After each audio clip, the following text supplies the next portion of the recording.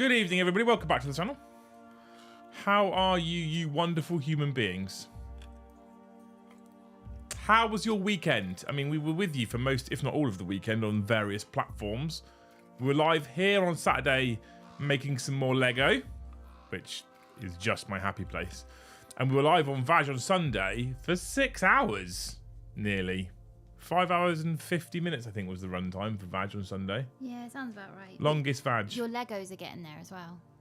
What, in terms of length? Yeah. Fucking love it. Absolutely love it. Welcome back to the channel. Thank you so much for joining us. If you haven't already, please make sure you smash those magical YouTube buttons. Hit the like button if you enjoy the content. The second one is important. Smash subscribe if you haven't already. I feel like people are pressing it anyway, even if they're already subscribed, because the number keeps going down. Stop that. Alright, so smash subscribe if you haven't already, and you can hit that bell notification icon if you want to be notified every single time we go live or drop a new video. Alternatively, you can become a member of the Great Hall, get yourself in Discord, hit the right reaction rolls for both video gaming content on the other channel and for Warhammer content on this channel, and we'll notify you when we go live, when we drop a new video, or when we schedule a stream. Alright? Beautiful. If you don't want to become a member all by yourself, what you could do is hope and pray for someone like Evan. Thank you for the 1 gifted. Or Buckshot. Thank you for the 5 gifted memberships to gift you a membership, and then you can hang out in Discord without even paying your own way. It's a thing you can do. Now, we did go live on Saturday with Lego on the channel. We did go live on Sunday with Hogwarts Legacy on Vaj, !Vaj. We've only done part 1 of the walkthrough so far. I'm not sure when we're going to get part 2 in, but we want to do it soon. Maybe next Monday or something, I'm not sure. So if you want part 2, that game is incredible, by the way, then you want to be checking out that channel. However, what also happened on Saturday and Sunday whilst we were doing these streams is Games Workshop dropped more Grotmas articles. Then there was another one today, and if it would have been a supremely exciting Grotmas article, I would have contemplated streaming at 1 o'clock. I don't really care that much for Knights, so I looked at the 3 articles this weekend, chat. Deathwatch, followed by Custodes and Assassins, followed by Knights, and I said to the Thanes this evening, I'm really not all that inspired to do a stream, because they're I'm sure they're solid, but they just don't excite me. We're going to have a look at them tonight, though. All right, we're going to have a look at them tonight. Electman, thank you for becoming a member all by yourself. You're a legend. And Kianan, thank you for 10 gifted memberships. 17 off the bat. Thank you so much, you wonderful human beings. I love you all very, very dearly. Thank you. So what we're going to do tonight is we're going to look at days 7, 8, and 9 of Grotmas. I'm not blown away in excitement, but I don't think they're bad. I'm just not blown away in excitement. All right, so we'll jump into it straight away. It should give us enough content for like an hour and a bit to talk about these attachments. We'll obviously do the normal hour and a half. I need to take my watch off because Paddy keeps messaging me and it keeps making my wrist vibrate, so we'll take it off, and then he can no longer annoy me. Good old Paddy. How do I live without you? How do I lock it? Here we go. Found it. There we go. Lock that. That should not go off now anymore. I can put that over there out of the way. Right. Beautiful. Heresy doesn't like Knights. I'm just not bothered by Knights. I'm just... like, Knights are super cool, but I'm a person who thinks that Knights should have never been introduced into standard games of Warhammer 40k at 2,000 points. They should have been left at Apocalypse level. I don't think they should have been bought in a normal 40k. But hey, we have them. They're here. So we'll look at some detachments. Now, we are going to start off on Saturday and then go Sunday and then go today. So we will start off on Grotmas Day 7, okay? So fear not, team. We will share all of it. We'll do what we normally do, where we read out the detachment and the stratagems and talk about them as we go. There's one where I'm not sure how it works, and maybe you guys can help me, and maybe I'm just overly confusing this, and that specifically is the Assassins one, but we'll talk about that in just a moment. First of all, if we screen share, we have ourselves day 7, day 8, day 9 of Grotmas. I have said this already on other streams, right? But one of the greatest things about this Grotmas thing is that we had basically promised from a roadmap 0 40k news for the rest of the year, and it was kind of killing us for numbers. The one thing I will say is Grotmas has actually got people talking about 40k, and it's I think for me personally, it's built some more excitement back up as well. So I'm here for this. I think this is great what they're doing, despite the fact that I think the weekend was weak. I think it's great what they're doing. So. Mordihammer, thank you for the one gifted. Up to 18. You're a legend. Thank you so much. So, Grotmas Calendar Day 7. This is an interesting one, right? Whether you're naughty or nice, the Deathwatch are coming. This is an interesting one because this is... The cynical people out there that have suggested that the whole reason why Grotmas exists is because of their cock-up with the Deathwatch, with their codex, not codex, which basically eradicated the ability to run a full Deathwatch army, essentially, and for it to be effective. And Games Workshop came out and basically said, we've heard you, we've listened, we're going to be dropping a Deathwatch detachment. It happens to have come out during Grotmas, and all the other ones have come out as well. But, you know, I'm glad they've recognised that they made a cock-up. And on rare occasions where they do this, we should really praise them as well. On rare occasions where they turn around and they said, we made a cock-up, we got it wrong, and we're going to give you something back that we've taken away from you. Right? That's what... I think we should be praising them for rarely, but it happens. They should never have taken it away in the first instance, don't get me wrong, but at least they've recognised, right?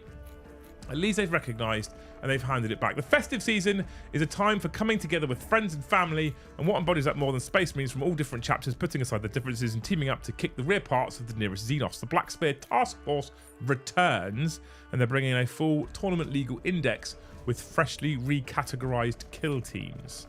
From their hidden bases in orbiting watch fortresses, the Deathwatch dispatch carefully selective operatives to hunt down and exterminate alien presences wherever they may be found. Each of these post-human warriors is a veteran of countless battles, tithed by the original chapter to undertake the long vigil and guard against alien incursion. The Black Spear Task Force has been a popular index, and the Advent detachment gave us perfect opportunity to bring it back, updating it for the new edition. The Mission Tactics Detachment rule allows Deathwatch players to adapt to almost any foe, be they enemy hordes, giants of war, or high priority targets. Stratagems like site-to-site teleportation return, making Deathwatch one of the most mobile Space Marine forces concerning. Sounds like uppy downy. Able to react and reposition to enemy movement. Specialist ammunition is now more accessible to use on a wider variety of units, and players can explore the new units presented here as well as the units they can access from Codex Space Marines. The most substantial changes are to the revamped kill teams. Fortis, Indomitor and Spectrus teams have been significantly reworked. Joined by the new Talon Strike kill team, they have been reorganised to focus on the various number of types. Fortis focuses on Tacticus variants, seamlessly merging a variety of close support roles and deadly firepower. Indomitor focuses on heavier Gravis variants, while Spectrus focuses on the Phobos variants, specialising in battlefield control and enemy destabilisation. Finally, Talon Strike focuses on the Jump Pack variants, crushing a prey in sudden attacks. This isn't just a detachment, this is a bit more than this. This is a Deathwatch detachment, right? So... Deathwatch detachment. Index Deathwatch. This isn't just a detachment, this is a full index. Cornet Ed, thank you for the 5 gifted, you legend. There's a lot here. There's a lot to go through. I'm not going through all of this. I'm not going through all of it, chat, because I don't want to. Right? Because it's fucking dull. So I don't want to. At least they've given Deathwatch their rules back. So their army rule is kill teams. Each time an attack targets a kill team unit from your army that contains models with different toughness characteristics, until the attacking unit has finished making its attacks, use the toughness characteristic of the majority of models of that unit when determining what result is required for that attack to successfully wound. If 2 or more toughness characteristics are tied for majority, use the highest. For the purposes of determining which models can embark within a transport model, kill team models follow the normal restrictions listed on the transport model, right? Deathwatch army rule. Deathwatch detachment rule. Black Spear Task Force. Your army can include Adeptus Astartes Deathwatch units, but it cannot include any Adeptus Astartes units drawn from any other chapter. So you get no Ultramarines or Dark Angels units, right? It's quite clear. With the exception of Kill Team Cassius, the Legends Agents of the Imperium, your army cannot include any Agents of the Imperium Deathwatch units. Your army cannot include any of the following units: assault squad with jump packs, attack bike squad, devastator squad, land speeder storm, relic terminator squad, scout bike squad, scout sniper squad, tactical squad, terminator assault squad. You can't include firstborn. Right? Mission tactics is your detachment rule. At the start of your command phase, you select one of the mission tactics listed below. Until the start of your next command phase, that mission tactic is active, and its effects apply to all units from your army with this ability. Each mission tactic can only be selected once per battle, and you have access to 3 mission tactics. Okay, so Furor tactics. While this mission tactic is active, weapons equipped by Adeptus Assassinorum units from your army have the sustained hits 1 ability into it. That's cool. Malleus tactics. While this mission tactic is active, weapons. Remember, this is not range weapons. Weapons equipped by Adeptus Assassinorum units from your army have the lethal hits ability. And then the Purgatus Tacticus. While this mission tactic is active, each time an Adeptus Assassinorum unit from your army makes an attack, if a critical hit is scored, it has the precision ability. They're 3 decent rules for mission tactics. They're 3 decent rules. You'll get to use each one of them during a battle, and you select at the start of your command phase. You can select. You don't have to select. I like it. I'm a fan. Deathwatch Black Spear Task Force stratagems. We have 6 stratagems as usual because it's a normal detachment. Armor of Contempt. Let's not bore on this one. Armor of Contempt. It's Armor of Contempt, right? Adaptive Tactics. Your command phase. Up to 2 kill team units from your army is what you target, or 1 other Adeptus Assassinorum unit from your army. For each unit targeted, select Furor, Malleus, or Purgatus Tacticus until the end of your next turn. Until the start of your next command phase, that mission tactic is active for that unit instead of any mission tactic that is active for your army. Which logically means that a certain kill team can benefit from a specific mission tactic more than once. It doesn't say you can't, which I quite like, right? Hellfire rounds. In your shooting phase, you target 1 kill team unit from your army that has not yet been selected to shoot this phase. Until the end of the phase, range weapons, excluding devastating wound weapons equipped by models in your unit, have the anti-infantry 2+ and anti-monster 5+ abilities. The restrictions is you cannot select any unit that has already been targeted with either the Kraken rounds or Dragonfire round strategy in this phase. That's decent. That's good. I like that. It's good, right? Kraken rounds, which you obviously can't double up with Hellfire rounds because it specifically says that, and there's the same restriction down here. In your shooting phase, you select a kill team unit from your army that has not been selected to shoot this phase. Until the end of the phase, improve the armor penetration characteristic of range weapons equipped by models in that unit by 1, and improves the range by 6. Another strong 1 CP stratagem, right? All 1 CP so far. In fact, all 6 are 1 CP. Dragonfire rounds, again, the same restriction. You can't use it if you've used one of the other 2. 1 kill team unit from your army that's not been selected to shoot this phase. Until the end of the phase, range weapons have the assault and ignores cover ability. Super strong. I like it. And then sight-to-sight teleportation. End of your opponent's fight phase. Up to 2 kill team units or 1 Astartes infantry unit. So they're rewarding you for using kill team units in your army list selection. Because if you use more kill teams, then when you use certain stratagems, you can use more than 1 kill team, and or you can target more than 1 kill team with a single CP stratagem. That's how they're encouraging that list building. You can take normal Astartes infantry units, and if you use the stratagem on that one, you don't get to use it twice, basically, right? Which is cool.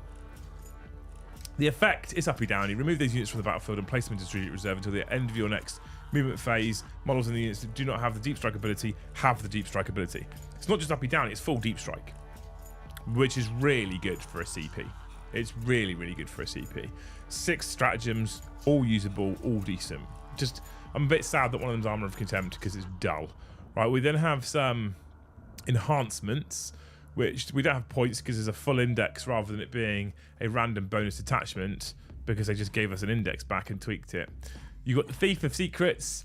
Astartes model, improve the strength, damage, and armor penetration characteristic of the bearer's melee weapons by 1. At the end of the fight phase, if 1 or more enemy models were destroyed as a result of a melee attack made by the bearer of this phase, until the end of the battle, improve the strength, damage, armor penetration characteristic of the bearer's melee weapons by 2. That's really good. If your character just kills a single model, his strength, damage, AP is increased by 2 until the end of the battle. That's really good. That's really good. Depending on the cost of the actual particular upgrades. I feel like the intent was actually for it to kill 1 or more character units, especially considering You've got a tactical ability which allows you to give the whole army precision. I feel like that makes more sense, but hey, killer model gain +2 strength, damage, and armor penetration. They took this sort of off of the Master of Executions, who got +D3, and it went to +1 because it was deemed too strong. Now, granted, I don't know if there's any characters that you can put in Space Marines that get reroll hits and wounds versus characters with devastating wounds, but they took this off of a Master Execution because it was too much, and they've kind of given it back. Now, maybe if they don't have the reroll hits, wounds, and dev wounds against characters with precision, then perhaps that's why it's not so bad, but it'll be interesting to see how that plays out. Watchmaster or Tech Marine, at the start of your opponent's shooting phase, select one enemy vehicle within 12 and visible. The unit must take a leadership test. If the test is passed until the end of the phase, each time a model in that unit makes an attack, subtract 1 from the hit roll. If the test has failed, the unit is not eligible to shoot. It's interesting, isn't it, that? Take a leadership check, you've passed. Cool, you're -1 to hit. So even if you pass, there's a negative. You failed, you can't shoot. Not shooting. Strong. I'm into it. Beacon Angelis. Adeptus Custodes model only. Models in the bearers unit have deep strike ability. In addition, you can target the bearers unit with a rapid ingress stratagem for 0 CP. It's very good. Very, very good. Like, really good. And then Tome of the Ectoclades. Watchmaster or Captain, once per battle, after you've selected your Oath of Moment target, the bearer can use this enhancement. If it does, select a second enemy unit to be an Oath of Moment target. This means that each time a model with the Oath of Moment ability makes an attack that targets either of your Oath of Moment targets, you can reroll the hit roll. That's decent, right? I'm into it. Really, really good. So then we go into the data sheets, and you've got Watchmasters. Now, let's think about that that enhancement, okay? So if we go back to the enhancement, you get +1 to the strength, damage, and armor penetration. If we look at just the bog standard Watchmaster with his Vigil Spear, strength 7, AP 3, damage D3 +1. If he kills a character, he's going to go to strength 8, AP 4, D3 +2. Like, really good. Really, really good. Okay. Watch Captain Artemis obviously can't take it. I'm sure he's decent. You then have Deathwatch Veterans, which is the old firstborn size. Right. You've got Deathwatch Terminator Squad. This is where you can't take all the normal firstborn stuff at the beginning because they've put their own units in. You've got the Corvus Black Star, which is their flying transport. A Talon Strike Kill Team. Right, this is the new one with jump packs. Kill Team, what's this, by the way? Kill Team Heavy Intercessors with jump packs. What? What's a Kill Team Heavy? What's a Heavy Intercessor with a jump pack?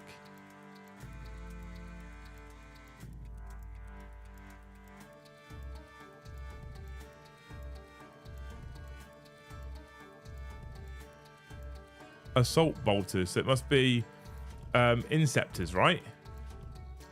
Is it inceptors? Each time this is set up on the battlefield until the end of the turn, improve the armor penetration of weapons equipped by models by 1 plus a 1 PP. Melee weapons have the lance ability. It's not bad, is it? It's not too bad at all. Oh, it is inceptors. Thanks, a nasal. You're a legend. Fourth, his kill team is all of your Tactica stuff. So intercessors and stuff like that, and hell blasters, I'd guess. Each time the model unit makes an attack that targets the unit that's below starting strength, add 1 to the hit roll. If it's below half strength, add 1 to hit and add 1 to wound. Decent. I mean, I think Deathwatch is a strong choice at the moment. Indomitor, everything Gravis, linked up. Each time this unit targets a ranged attack that targets a close to enemy target or makes a melee attack in turn in which it charge move, improve the strength character of that attack by 2. Really good. Right, that's strong. We like it. Spectrus is everything Reaver and Phobos.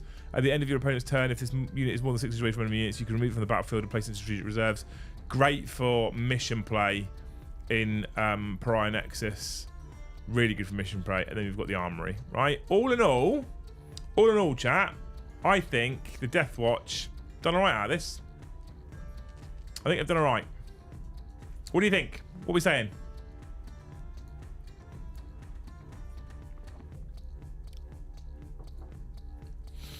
I think that's all in all a strong index. I think it's a shame they had to bring it back in an index because they were too dumb when they got rid of it in the first instance. But I think for a return to being able to field full Deathwatch, that is a strong return to form. It's a strong, decent detachment. It's got good stratagems that don't seem too busted at first glance. There might be combinations that look busted. Some of the data sheet abilities do look very strong.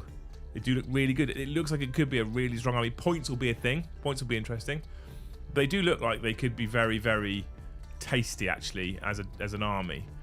And building the 4 different types of Primaris kill team actually sings to me. Like, it's one of the rare occasions where I'm like, Deathwatch. I think being able to go back to multi-purpose Space Marine squads simply because you can mix intercessors in with Hellblasters in with whatever else, like, really, it's really interesting.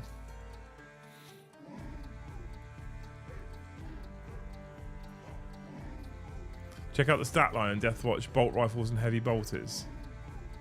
Bolt rifles and heavy bolters in the thingy kill team, in the Fortis kill team. Or was it in the armory?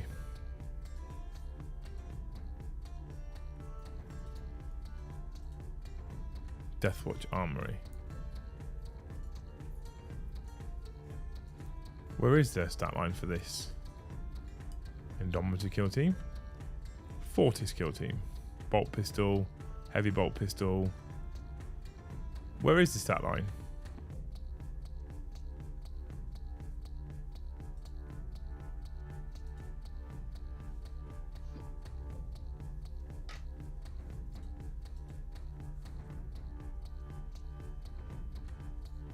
On the Indomitor kill team. Indomitor kill team. Deathwatch heavy bolt rifle. Deathwatch heavy bolter. Deathwatch heavy bolter hits on 3s. Assault heavy lethal sustained. And then the Deathwatch heavy bolt rifle. Assault heavy lethal 2 damage. -2 damage.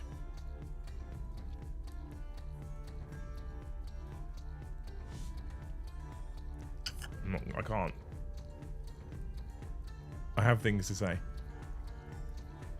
but I'm not allowed. Take from that what you will. I think it's decent.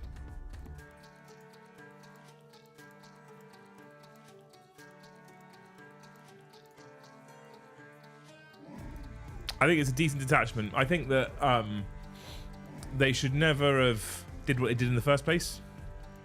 I think it was naughty. So I'm glad they got it back, and I think it's strong. I think it's decent, right? I think Deathwatch players who have full Deathwatch armies will be happy that not only they have an index that they can use and they can use it competitively because it's tournament legal, but it's actually decent as well. It's a good detachment, right? Heavy bolt 3 damage. Yeah, I saw. Mad, isn't it? So yeah, I'm into it. I think it's good. I'm glad they brought it back. I think we should. I think honestly, we should give GW kudos. Like, they noticed they made a cock up when they removed it with that Imperial Agents book or whatever it was called. And I think that, where's the Lego Discord group that you said you like? It's there. It's in the general chat. It's on Discord. Dreadwing Alex. It's there.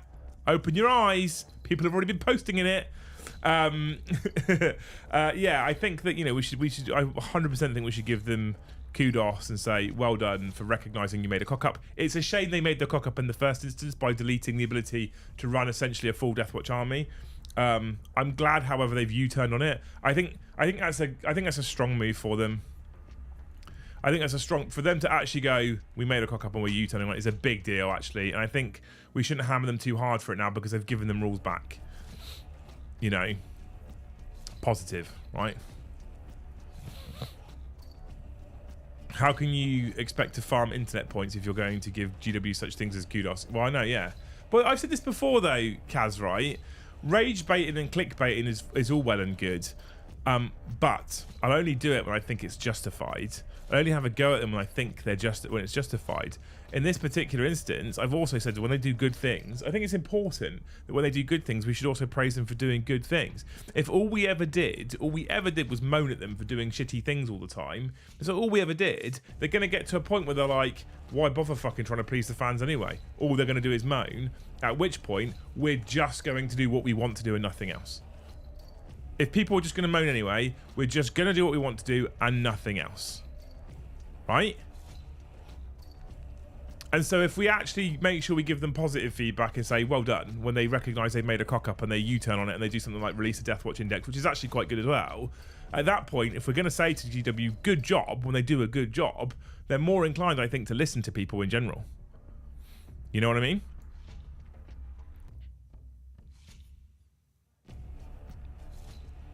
Wee Man, thank you for the 5 gifted. You're a legend. Up to 28, you beautiful humans. Not a single word from Brian yet tonight. Have you noticed, Lucy? He's quiet tonight. Well, it's his hobby night as well. It might be his hobby night too. Yeah, that's a fair one. He has to. What would Brian's hobby be? Brian, I don't know. I feel like he would be like. What would an English countryside gentleman's hobby be? I feel like he'd have a shotgun and a flat cap. That's indoorsy. Well, that's not indoorsy, is it? Well, he has to polish his gun. Maybe he does. Yeah, that's not a euphemism, you dirty bastards. Gun maintenance is important. It is actually. There you go. Very much so. So that's what Brian's doing tonight. Yeah. Okay. Right. Thank you, wee man. Anyway, you're an absolute legend. Thank you for 5 more gifted. You fucking absolute hero. Grotmas calendar day 8. Gifts of gold and death. I feel like it gets to a point where they start to run out of things to when they come up with things like gifts of gold and death. They haven't really tried hard there. The Emperor provides with a double dose detachment today. We're joined by the Golden Boys, the Adeptus Custodes, and the matte black acolytes of the Officio Assassinorum. This was an interesting one, right? This was an interesting one. Okay, within the deepest engine vaults of the Imperial Palace reside the ancient and mighty vehicles of the Custodians.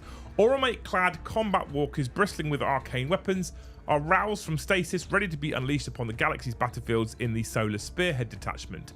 Venerable land raiders as old as the Imperium are awoken by complex rituals and prepared for war. When battle dawns, these dread engines of destruction rumble towards the cowering foe, their guns emitting furious torrents of destruction. Those brave or foolish enough to stand before this armoured spearhead are crushed beneath the tread of auric battle tanks or smashed to bloody pulp by wrathful interred champions. Uruk armour provides new rules for these aggressive machine spirits based on how damaged their vehicles are. They also benefit from the Moritoi Ancients detachment rule, where Adeptus Custodes walker units gain 2 inches of movement and add 1 to both advance and charge rolls. The Adamantine Talisman improves the attacks, the strength and damage characteristics of melee weapons by the bearer by 1. And with stratagems like Unstoppable, where an Adeptus Custodes vehicle or mounted unit can be moved horizontally through models and terrain features, it's back. There will be very little getting in the way of these powerful war engines. There's a little part of me that's like, guys, we're just renaming things and giving you the same thing to everybody. Demogorgon wrestlers Brian will be into taxidermy.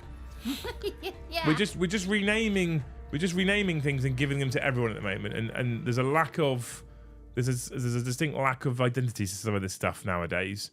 Oh hey, this army can do this super cool uppy downy trick. Now everyone can do it. Oh hey, this thing can do this super cool move for enemy models and terrain trick. Now everyone can do it. I don't know if that's just me, but they're almost, because they're bringing out so much, just running out of ideas. But we'll see. The Solar Spearhead detachment comes with the detachment rule auric armor. While an Adeptus Custodes vehicle unit from your army is at starting strength, unless that unit is an aircraft or it is battle shocked. I, Brian, do philately and numismatics. Pneumatics? No, he does philately and numismatics. Philately? And numismatics, yeah. That's what I said. Philately. She hasn't got her screen on. Is that anything to do with philanthropy? I think it's about phalluses. I don't know. Oh! I'm joking, Liz. So if it's starting strength, unless it's an aircraft or battle shocked, add 2 to the OC of models in that unit, just for Adeptus Custodes vehicles. While an Adeptus Custodes vehicle unit from your army is below its starting strength, so it's taking a wound or a point of damage, each time a model in that unit makes an attack, re-roll a hit roll of a 1. Already pretty strong for Adeptus Custodes, who predominantly hit on 2s, right? While an Adeptus Custodes vehicle unit from the army is below half strength. Well-leaded keyword. A load of things need to repeat themselves elsewhere. Also, gifts of gold and death has a distinctly Eddie Izzard vibe. Kaz, thank you for the 5. Hubris, thank you for the 2, by the way. Kaz, thank you for the 5, man. White Legend, kicking us off. While it's below half strength, each time that unit makes an attack, reroll a hit roll of a 1 and a wound roll of a 1. So as your vehicles, including your dreadnoughts, get weaker and more destroyed, they get stronger. Morotoi Ancients add 2 to the move characteristic of models of Adeptus Custodes walk units from your army, and add 1 to advance and charge of rolls made for such units. So dreadnoughts become pretty quick for Custodes. Assuming, by the way, that dreadnoughts also have to pay the pivot tax of 2 inches, this means that potentially it just negates the pivot tax. Okay. In the muster step, you can select up to 2 Adeptus Custodes walker models from your army. The selected units gain the character keyword. This means the selected models can be given enhancements, and one of them can be selected as your warlord. Now, I don't know how this works points-wise because I haven't tried it, but this logically could mean that you could do an all-Custode dreadnought list, which makes me very excited. Very excited. That's cool, right? And they get character, which means they could get one of these enhancements. The first one for 25 points is Adamantine Talisman. Adeptus Custodes model only improve the attack, strength, damage characteristics of melee weapons equipped by the bearer by 1. Ooh. Or that's not bad for 25 points, right? Augury Uplink. Adeptus Custodes model only. The bearer has the Feel No Pain 5+ ability. That's good on a big dread, right? Honored Fallen, Aura 15 points. Vehicle model only. While a friendly Custodes infantry or mounted unit is within 6 of the bearer, each time a model that unit makes an attack, reroll a hit roll of 1. So you get to take a Custodes dreadnought and turn it into an old captain from a previous edition.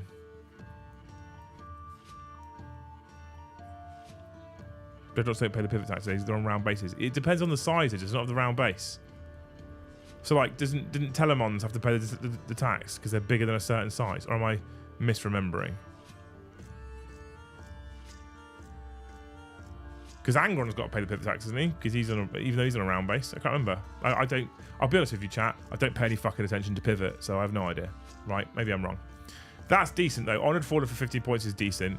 Veteran of the Cataphractoi, 10 points. Infantry or mounted model only. In your movement phase, select 1 vehicle or mounted unit within 6 inches of bearer until the start of your next command phase. That unit is eligible to shoot in a turn at which it fell back. Also decent.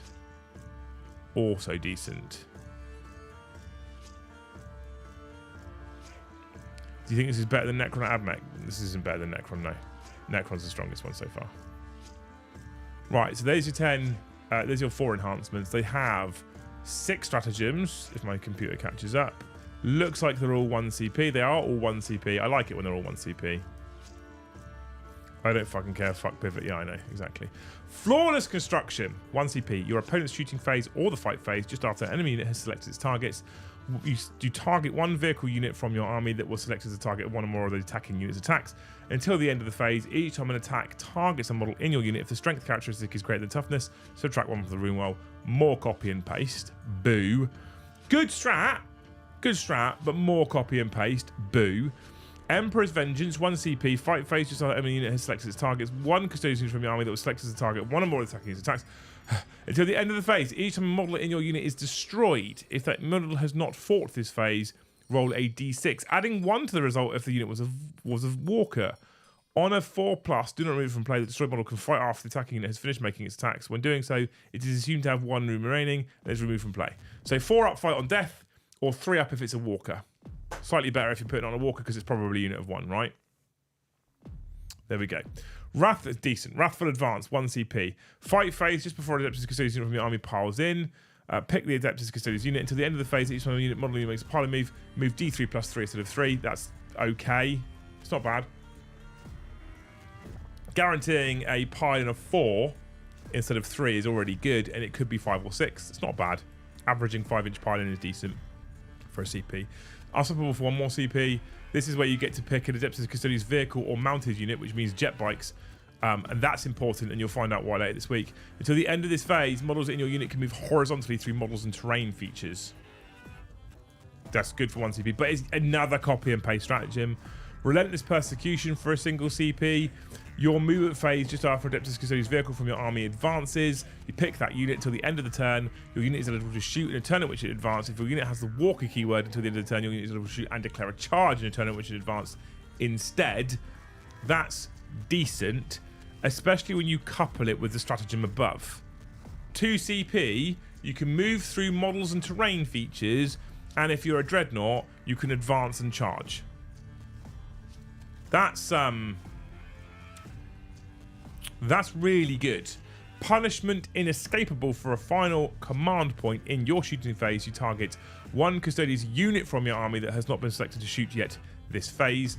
Until the end of the phase, range weapons equipped models in your unit have the ignores cover ability. Until the end of the phase, each model unit makes attack. You can ignore any auto modifiers that attacks ballistic skill. Characters can any auto modifiers to hit roll.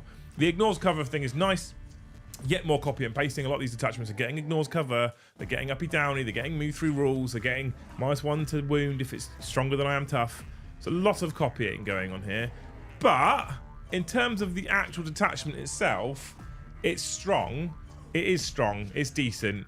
Is it better than what's in their codex? I'm not sure. Does this require you to spend a fortune on Forge-World Dreadnoughts? It does, really. You don't really get decent Custodes vehicles outside of that. You get Contemptors and Land Raiders. But really, this is a Forge-World detachment. But then the majority of Custodes players that I know do have Galatus, Achilles Dreadnoughts, and Telemons. So, you know, it's not bad. Is it stronger than what's in the Codex? I'm not sure. Since the Codex has got updated with the balanced data slate, I think the Codex options are still better. It's fun though, right? And this is the point. This is the point we've made quite a lot about Grotmas. It's fun. The fact that you can run an all Dreadnought detachment if you want to is fun. If you've got those models, it is fun. So, it's cool, isn't it? I'm into it. I like it. We've got a fair few Custodes vehicles in the studio, and we could run this detachment and get something out of it. It won't be hyper optimized because we don't think we've got enough of the things like the Dreadnoughts and stuff, but it'd be fun. And that's kind of what I'm loving from Grotmas, is a lot of these detachments are just fun and they give people different options. And this gives people a completely different option to everything that's in the Codex. I think that's good. I'm into it. So, my only complaint with that particular detachment is a lot of the stratagems are copy and paste. And I moving through rules is super useful. You know, uppy downy is super useful. -1 to wound when you're stronger than I am tough is super useful. But it gets to the point where it's like, there's less uniqueness happening between factions when they continue to copy and paste specific rules. You know what I mean? Like, that's the only complaint I have there. And it's not a huge complaint, really. It's cool, but... Given the Codex also invites you to buy the mixed and varied Sisters of Silence range. Oh wait. Well, I mean, Custodes definitely suffered from... Thanks, Kaz, for the five. Custodes definitely suffered from the fact that, like, I don't know, 1 or 2 of their detachments was not great, and 1 or 2 were kind of usable. Then the balanced data slate came out and went, hey, you know, there's 1 or 2 that were kind of usable. They're now a lot more usable. The other 2 are still a bit shit. This gives you something that you can play with. Like, I think it's cool. I think it's fun. Is it their best one? No. Did I want every detachment for Grotmas to be the best one? Like I said earlier, in previous streams, absolutely not. So, yeah, it's cool.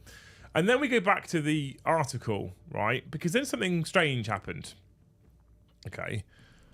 The lethality... Oh, here we are. The lethality... No, hang on. The no Scrooge is saved from the shadowy operatives of the Officio Assassinorum, who are the focus of today's second detachment, the Veiled Blade Elimination Force. The lethally efficient agents of the Officio Assassinorum ordinarily operate alone. There we go, I got the words out eventually. When assigned a particularly well-protected or formidable target, however, assassins from several temples may be brought together alongside other assets drawn from the military ecclesiastical and judicial wings of the Imperium. These bespoke formations possess enough firepower to break through the target's defences and ensure the killing blow is landed. This detachment boosts the power of Imperial assassins to new heights with the extremist sanction rule, which has two effects. The first simply lets each assassin use any once per battle ability they have a second time, while the second brings a mandatory upgrade such as a class of assassin's decoy targets. This enables her to take place of any one of your other infantry models in your movement phase and blah. Stratagems such as orbital oversight will help to keep your assassins safe from retribution while they perform their lethal work, limiting the range that they can be targeted to extremely close. With most assassins, that's a very uncomfortable place to be. Download detachment, right? Okay. I don't know how this works. I'm going to throw this out there now. I don't know how this works. So when you pick your army faction, you pick Agents of the Imperium, I assume. And then you pick this detachment. And then what? You can only take Agents of the Imperium units? Because that already makes this shit.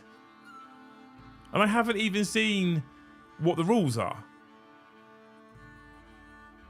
Does it mean you can only take Agents of the Imperium unit? Because that just makes this a bit bad.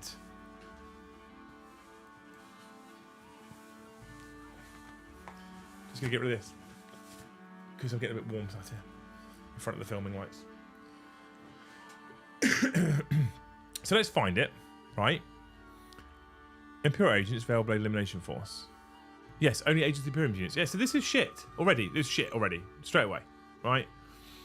Extremist Sanction. Officio Assassinorum units from your army can use the Overkill, Solace Horror, and Shield Break abilities twice per battle instead of once per battle, but cannot use such ability more than once in the same battle round.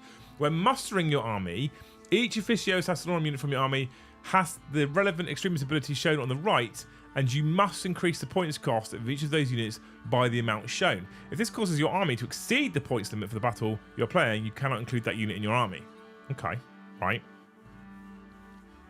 Cool. Okay. Decoy targets plus 40 points for a Calidus assassin. They're like 140 or something anyway, right? Or 130 anyway.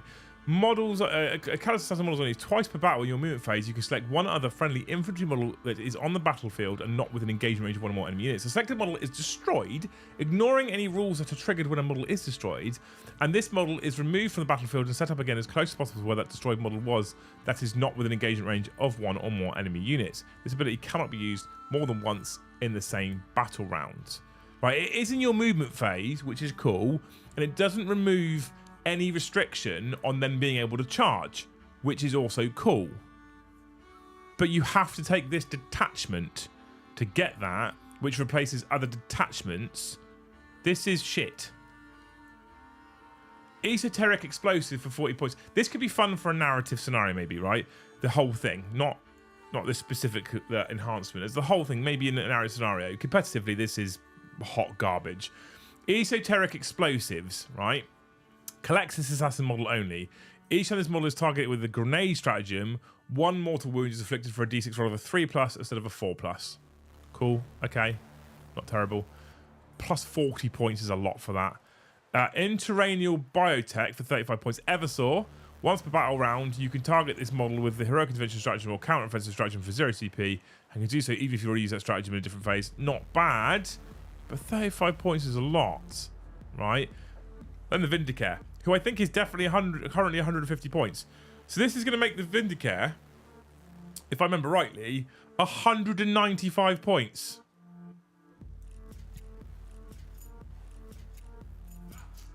Vindicare Assassin model only. The model's Exodus rifle has the anti-monster 4+, anti-vehicle 4+ abilities. Probably should have that anyway, really. We get 6 stratagems, 5 of which are 1 CP, 1 is 2 CP. So not only is it a pretty garbage attachment for a pretty garbage faction, so this just isn't going to see play at all, really. But one of the stratagems is in 2 CP. Okay. I thought we didn't care about competitive. We don't care about competitive. We care about usability, though, at least. You at least want it to be usable. It's not even really fucking usable. Prime target, 1 CP. Shooting phase or the fight phase. 1 Agents of the Imperium unit from your army that has not been selected to shoot or fight this phase. Until the end of the phase, each time a model in your unit makes an attack that targets a character unit, reroll a wound roll of 1. If that attack is made by an Officio Assassinorum model, targets an enemy warlord, you can reroll the wound roll instead. There's a lot of... okay. I mean, at least there's targets and agents of the Imperium unit rather than just assassins. But you do get a bonus for it being an assassin. That makes it slightly better, right? But still. Hyper stims. When your opponent is shooting phase of the fight phase, your target unit has selected its targets. Select an agent of the Imperium character unit from your army that was selected as a target to one or more of those attacking units' attacks. To the end of the phase, add 1 to the toughness character models on that unit. In addition, if it is an Evis or assassin unit, it gets a 4-up for no pain. Cool. Yeah, 2 CP. That's a lot. I'm not sold on that one. Will sapping salvo. Shooting phase. Agents of the Imperium unit from your army that has not been selected to shoot this phase. Until the end of the phase, ranged weapons have sustained hits 1. In addition, if it's a Colexis assassin to the end of the phase, change damage characteristic of ranged weapons models by 3. Gaining sustained hits for 1 CP is not bad. A lot of armies get it just for part of their rules. But, you know, why not give the worst, one of the worst codexes that as a CP instead of for free? Okay. Orbital oversight. Your opponent's shooting phase yourself, the enemy unit has selected its targets. 1 agent of the Imperium infantry unit from your target that selects a target of 1 or more attacking units attacks. To the end of the phase, your unit can only be selected target attack if it's within 8 inches, or if it has a lone-up ability if it's within 6. Decent for a CP, right? Basically, because all of the assassins have lone-up, it means you put this on an assassin, you can't be targeted unless you're within 6 inches. That's not bad. Blind grenades. Your opponent's charge phase, just like unit has declared a charge. 1 agent of the Imperium grenades or Vindicare assassin unit from your army that has selected as a target on the charge has not within engagement range of 1 enemy units. To the end of the phase, subtract 1 from charge rolls. If it's a Vindicare, subtract 2. Okay. It's okay. It's not great. Ensnaring trap. End of your opponent's charge phase. 1 agent of the Imperium infantry unit from your army that was in 6 or more of a unit that would be eligible to declare a charge. Your unit can declare a charge. When doing so, you must select 1 or more of those enemy units of the targets of that charge, and your unit does not receive a charge bonus. So in addition, if it's a Colexis assassin unit and it makes a charge move as a result of the stratagem until the end of the turn, each time all your unit makes a melee attack, add 1 to the wound roll. Okay, it's alright again. But you don't get the charge bonus, so you don't get fights first. Officially worse than the Thousands Detachment. Yeah, this is the worst one they've come up with so far. This is the shittest one in Grotmas. But this one for me, I'm not going to linger on it for too long. This one for me is yet more proof that they just didn't really know what they were doing with the agents of the Imperium Codex. What they had was a fantastic narrative idea.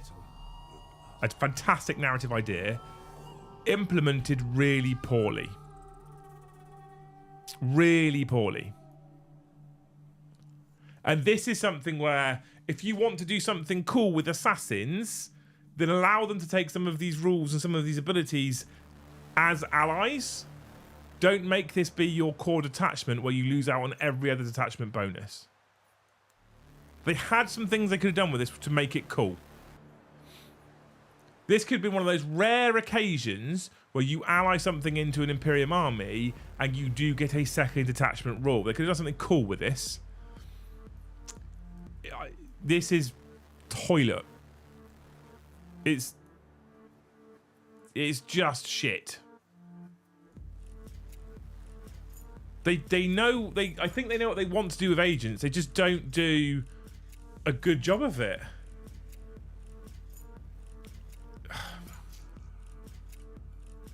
Narrative concept, 10 out of 10. Execution, it's like a -5 out of 10. It's poor. And you can almost tell they know it's poor, and that's why they coupled it on the same day as Custodes. Because it's poor. Innit? Ultimately. So I don't think we're going to dwindle on that one. I don't think we see that one. Like, if you could take the assassin and pay for the enhancement as an allied unit, some of this has got some Some of it has. You do not get the enhancements or being able to use the once per turn abilities twice or any of that stuff though, unless you make this your detachment. I don't see it. Because if you then take all 4 if you then take all 4 assassins, 3, 450, 5, 300, 450, it's like 500 something points.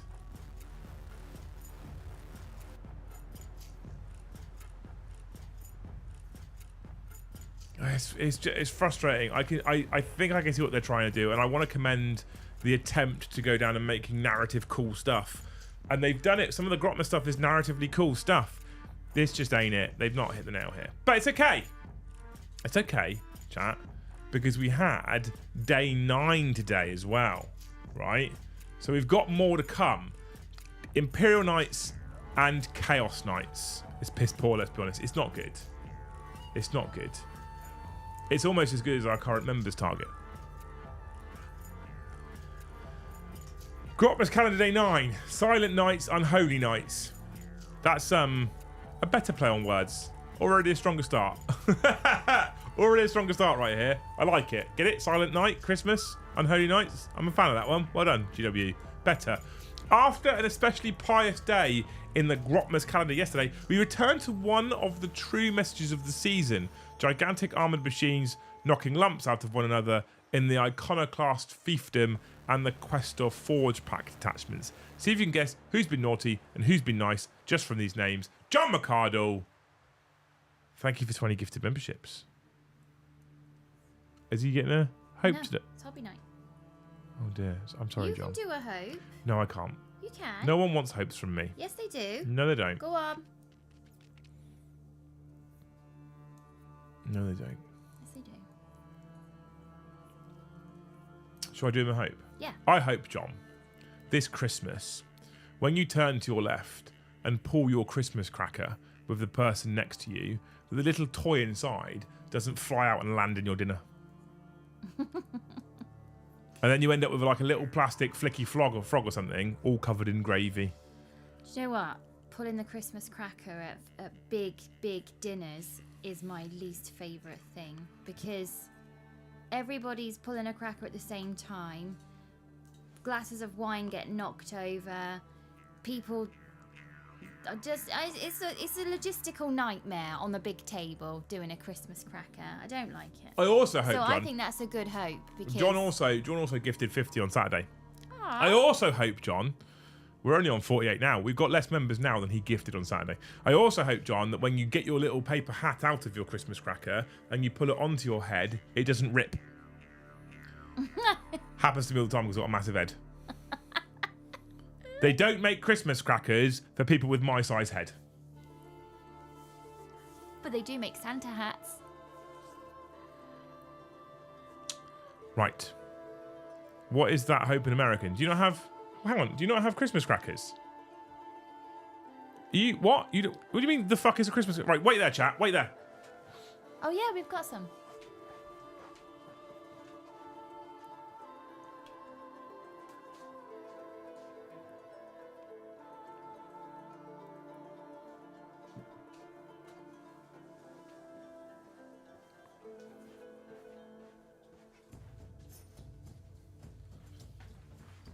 This is a Christmas cracker. You must know what this is.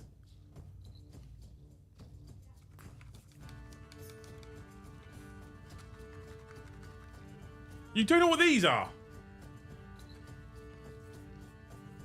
Are you trolling me right now? Are you trolling me right now, chat, that you don't know what these are?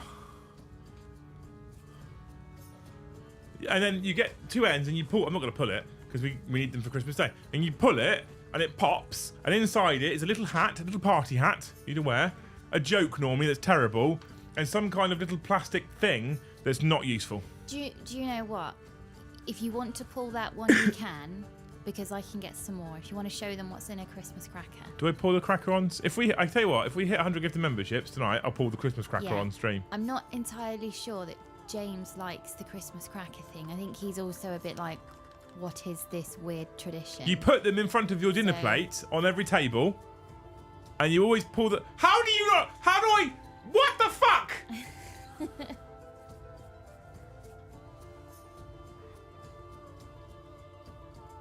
If we get to 100 gifted, I'll pop this on stream for you people, all right? Babe, your friends are weird.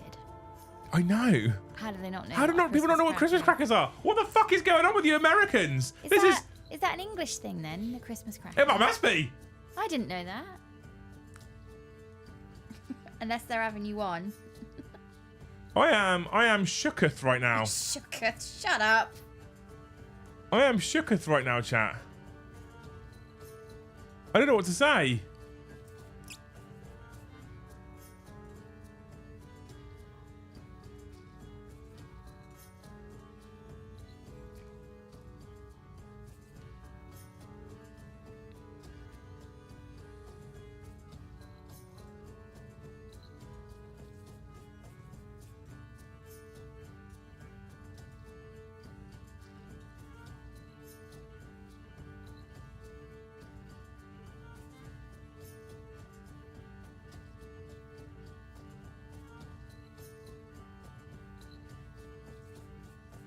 I'm shooketh.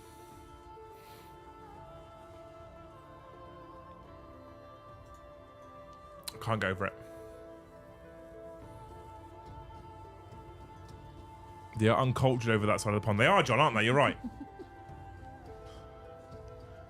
I'll show you what's inside one. Just got to hit membership target, right? And then I'll show you what's inside one. Oh yeah, I don't know what to say. I'll be honest with you, American people. I don't know what to say. Right, so, where were we? I'm shooketh. I'm shooketh right now. John, thank you so much for this one you gifted though anyway. I don't know what to say. I don't know what to say. Iron Class Fiefdom. When... We have them in NZ. That's because in New Zealand, you people are normal. You're normal. Right? Iconoclast Fiefdom. When the fallen nobles of Iconoclast houses go to war, they are followed by teeming masses of mutants, cultists, and heretic soldiers. These awed mortals offer chanted prayers to these towering beacons of corruption, worshipping them as mechanical idols to the dark gods. Rushing... Christmas crackers and Christmas panto are very British and don't happen in America. They missing out. They are missing out. They are. I am shooketh to my core. Honestly. Rushing forward around clawed feet, these accursed hordes scream battle cries and sing of their devotion as they hurl themselves at the foe. As the death count escalates, the fallen nobles rejoice in the bloodshed, the warped, twisted mechanisms of their Thronus Mechanicum feeding upon the sacrifice of their thralls and infusing pilot and steed with ever greater infernal might. Stephen, thank you for the one gifted. With the Wretched Thralls rule, you'll now be able to bring a number of damned units from Codex Chaos Space Marines. The dreaded Master's Detachment rule confers bonuses that allow your cultists and knight to benefit from one another. Each Chaos Knight in the army can make dark sacrifice when it's selected to shoot or fight, trading the worthless items which follows for boons from the gods. That, when I read that earlier, that already got me excited. Worthless chattel builds on this theme. You may ignore a damned unit in combat when selecting targets for ranged weapons. This stratagem is great for putting down enemies with cultists. This, do you know what, right? This was really frustrating. We've just talked about how they have a cool narrative idea for agents and they don't get it right. This is where they have a cool narrative idea for Chaos Knights and they do. Okay? Detachment for Chaos Knights. So let's find it. Chaos Knights. Iconoclast Fiefdom. Fiefdom. Zoom, zoom, zoom. Dreaded Masters, alright? Look at the amount of stuff you get here already, okay? Titanic Chaos Knights units from the army have the following abilities. Dread Tyrant's Aura. While a friendly damned unit is within 9 inches of this unit, each time a model in that unit makes an attack, reroll a hit roll of a 1 and reroll a wound roll of a 1. So your damned units are buffed by being close to Titanic Chaos Knights. Chaos Knights from your units have the following abilities. Dark Sacrifice. Each time a Chaos Knights unit with this ability is selected to shoot or fight, it can make a Dark Sacrifice. If it does, select one damn unit within 6 inches. That damn unit must take a leadership test. If passed, destroy D3 models in that damned unit. If fail, destroy D3 plus 3 models in that damned unit. In either case, you can then select the following abilities for your Chaos Knights unit's weapons to have until the end of the phase. Lethal or sustained hits. It's like they've pulled out the damn detachment from the Chaos Space Marines book, which is a bit shit and useless, and mixed it with Chaos Knights, right? Which, this is just better. You can include damn units in your army, see Codex Chaos Space Marines. The combined points cost of such units depends on your battle size. Strike force up to 500 points. Now, let's be honest, it doesn't sound like a lot, does it? But 500 points of cultists is a lot. And when you think that big knights are about 500 points, the fact that you can run 500 points of cultists and then 3 big knights-ish is fucking cool. No damn models from your army can be your warlord. Okay. I haven't run the actual points of this, by the way, so maybe I'm a bit far off, but I like it already. I think this is good and interesting. Chaos Knights models only for Profane Altar, which is 20 points. Each time the bearer makes a dark sacrifice, the maximum number of models that are destroyed in the selected damned unit, i.e. 3 if the unit's leadership test is passed or 6 if it is failed, but until the end of the phase, the bearer's weapons have both lethal and sustained. So you take Profane Altar, and you will kill maximum number of models, depending on the leadership test being passed or failed, but you get lethal and sustained. It's cool, right? It's cool. Pave the way, 15 points. Chaos Knights model only. Start your declared battle formation step. You can select up to 3 down units from your army. The selected units have the Scout 6 inches ability. Decent little screens to stop advance and charging world eaters and orcs and stuff. Turn 1, get into your big knights. Not bad for 15 points. Tyrant's Banner for 5 points only. 5 points! Chaos Knights model only. Each time the bearer makes a dark sacrifice, select 1 visible damn unit to take the leadership test instead of a damned unit within 6 inches. You got higher leadership units, you can use those, I guess. Or if you've got units that have got more models left over, you don't have to pick the one that's within 6 inches has got 4 left. You can pick the one over the road that's got maximum unit of 10. Doesn't have to be 6. That's good for 5 points. Diabolical Resilience for 35. Chaos Knights model only. The bearer has the Fear No Pain 6+ ability, and you can ignore any auto modifiers to its move characteristics and to any advanced charge rolls made for it. Not bad. Right, not bad for 35 points. Fear No Pain 6+ on a knight, not bad for 35 points, okay? Cultists of 5 points per model, so you can field 100 cultists exactly. And their battle line, remember. Avenge the Masters, so I think there's 5 1 CP stratagems, 1 2 CP stratagem, right? Avenge the Masters for a single command point. In any phase, you target a Chaos Knight unit from your army that was just destroyed. You can use your stratagem on that unit even though it was just destroyed. Until the end of the battle, the enemy unit that destroyed your unit is marked. Each time a damned model from your army makes an attack that targets a marked unit, it has lethal hits. Not that strong, super narrative and super cool. I'm a fan of it. Right? It's just a narratively cool thing to do. Okay? Wretched Masses, 2 CP, any phase, 1 damned unit, excluding accursed cultists from your army that was just destroyed. You can use this stratagem on that unit even though it was just destroyed. Add a new unit to your army identical to your destroyed unit in strategic reserve at its starting strength with all of its moves remaining. You can only use this stratagem once per battle. The stratagem cannot be used to return destroyed character units to attached units. So you get to bring cultists back, essentially.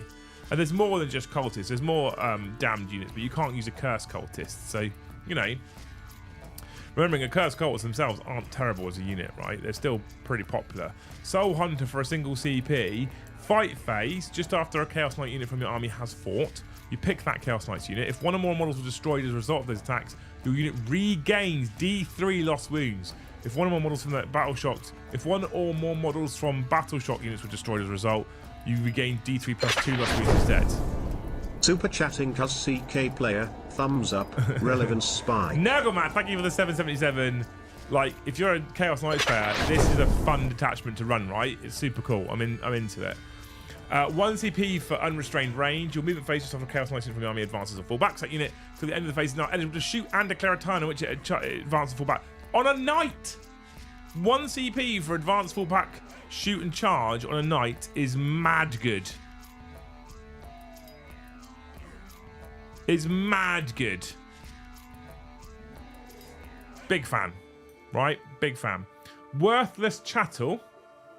Your shooting phase. 1 damned unit from your army. Until the end of the phase, enemy units are not considered to be within engagement range of your unit for the purpose of selecting targets of ranged weapons.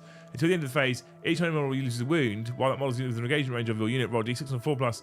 1 model from your unit is destroyed after that. So you can just bombard the unit that's in combat with your cultists. Narratively, cool as shit. And then finally, preserve the idols.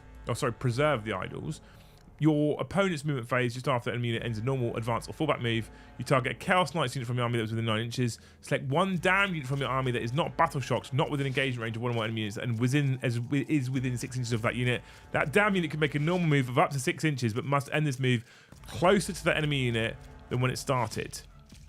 So it says it makes a normal move, so I assume it means it cannot end in combat with that unit, but you basically just block off whatever that enemy unit's doing to get to that Chaos Knight. Just block it off. Like the theme of this attachment is better for big knights than the war dogs. Yeah, I think this attachment is cool as hell. I'm a big fan of that.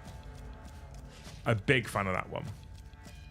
Like, I think this is, like, perfect Grotmas. Is it the strongest Chaos Knights I've got access to? I'm not sure. Is it narratively super fucking cool and creates a Chaos soup that we probably haven't seen before? This is cool. Honestly, that is the stratagem for this attachment, advance and charge. Yeah, I think so too. I think it's good. I think the stratagem's cool as shit. Right? I think the fact that the detachment's cool as shit. The detachment is definitely a detachment that, and this is probably, you know, ultimately, this is Games Workshop's goal with everything they do. The detachment absolutely could convince me to build a Chaos Knights and Damned army. Do I think it's strong and it's going to win events? I mean, I think it could. I think it has the potential to win events. Is it going to easily win events? No. Is it a cool, fun detachment that is narratively and flavorfully on point? Absolutely. Absolutely. I think it's super cool. Deathwatch is a cool detachment, but it's a shame that it's mired by the fact that they took it away in the first place. They've had to bring it back. Custodes is okay, but requires you to buy lots of Forge World resin. It seems kind of fun. They probably got better options. Assassins is dog shit, and then they drop this bad boy. Much better. Much better. Really, really into that one. That detachment's a banger. And I don't even necessarily think it's like a event-winning detachment. I just think it's a banger of a detachment. It is a top, fun, interesting detachment. So good job. Good job, that one. Lone Monkey, thank you for the one gifted. Up to 50.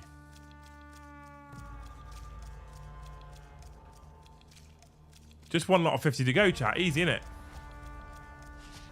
Love the Deathwatch attachment. Yeah, I mean, the Deathwatch attachment is good. It is a very good attachment with some strong kill teams and some good rules. It is good. Absolutely hubris. But it's a shame that it's a bring back from something that was eradicated that didn't need to be taken out in the first instance. That's my only problem with it. Like, the detachment is good. It's just, I think it's stained by the way in which it had to be brought back in the first instance, right?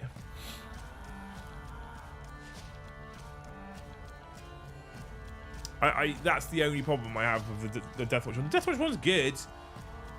The Deathwatch one as well, with all the different options for essentially Primaris kill teams. It's the first time I've looked at Deathwatch and been like, I could. I don't really want to play Deathwatch, to be honest with you, but it keeps me more interested in it gives me more interest in ever playing Deathwatch in the future than I was at the state of the Imperial Agents Codex.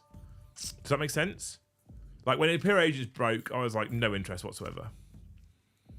Like, the book came out and was in the general public's hands, and I don't think I'd taken the cellophane off of our Codex copy. Knights and 100 cultists sounds horrendous to play against. It does, doesn't it? It's fun.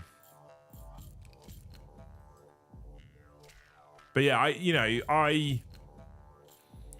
Deathwatch attachment is good. Sunday stuff was a bit shit. Chaos Knights, fan. But they didn't just drop Chaos Knights, did they, chat? They didn't just drop Chaos Knights. Oh, no, wrong one. Oh, no, wrong one. I need to get my actual thing up, don't I? Boop. There we go. That's better, innit?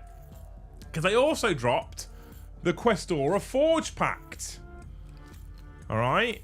The forces of the Machine Cult and Imperial Knights work together in a slightly less unequal fashion to the Questor in the Questor Forge Pact. Bound by oaths of fealty or otherwise, many knightly households enjoy close relations with the Adeptus Mechanicus, whether answering the Martian priesthood's calls to arms or prosecuting their own wars of liberation against the Emperor's foes. Noble families often pilot their war suits to battle alongside their tech priest allies. Scutari soldiery are inspired by the presence of these ancient engines of destruction, uttering awestruck psalms of veneration as they advance fearlessly towards the foe. In turn, the noble champions are blessed and inspired by the chanted prayers of the Machine Cult and their war suits empowered by the skill of tech priest artificers of incomparable talent. This attachment allies a forge well with your Imperial Knights. They're doing it again! Ooh. Ooh. And with the cog-bound alliance detachment, these allies work together in the form of 2 useful rules. Imperial Knights use Sacristan Pledge to recover lost wounds in the command phase, but if used within 3 inches of one or more friendly tech priest models, they may regain up to D3 lost wounds instead.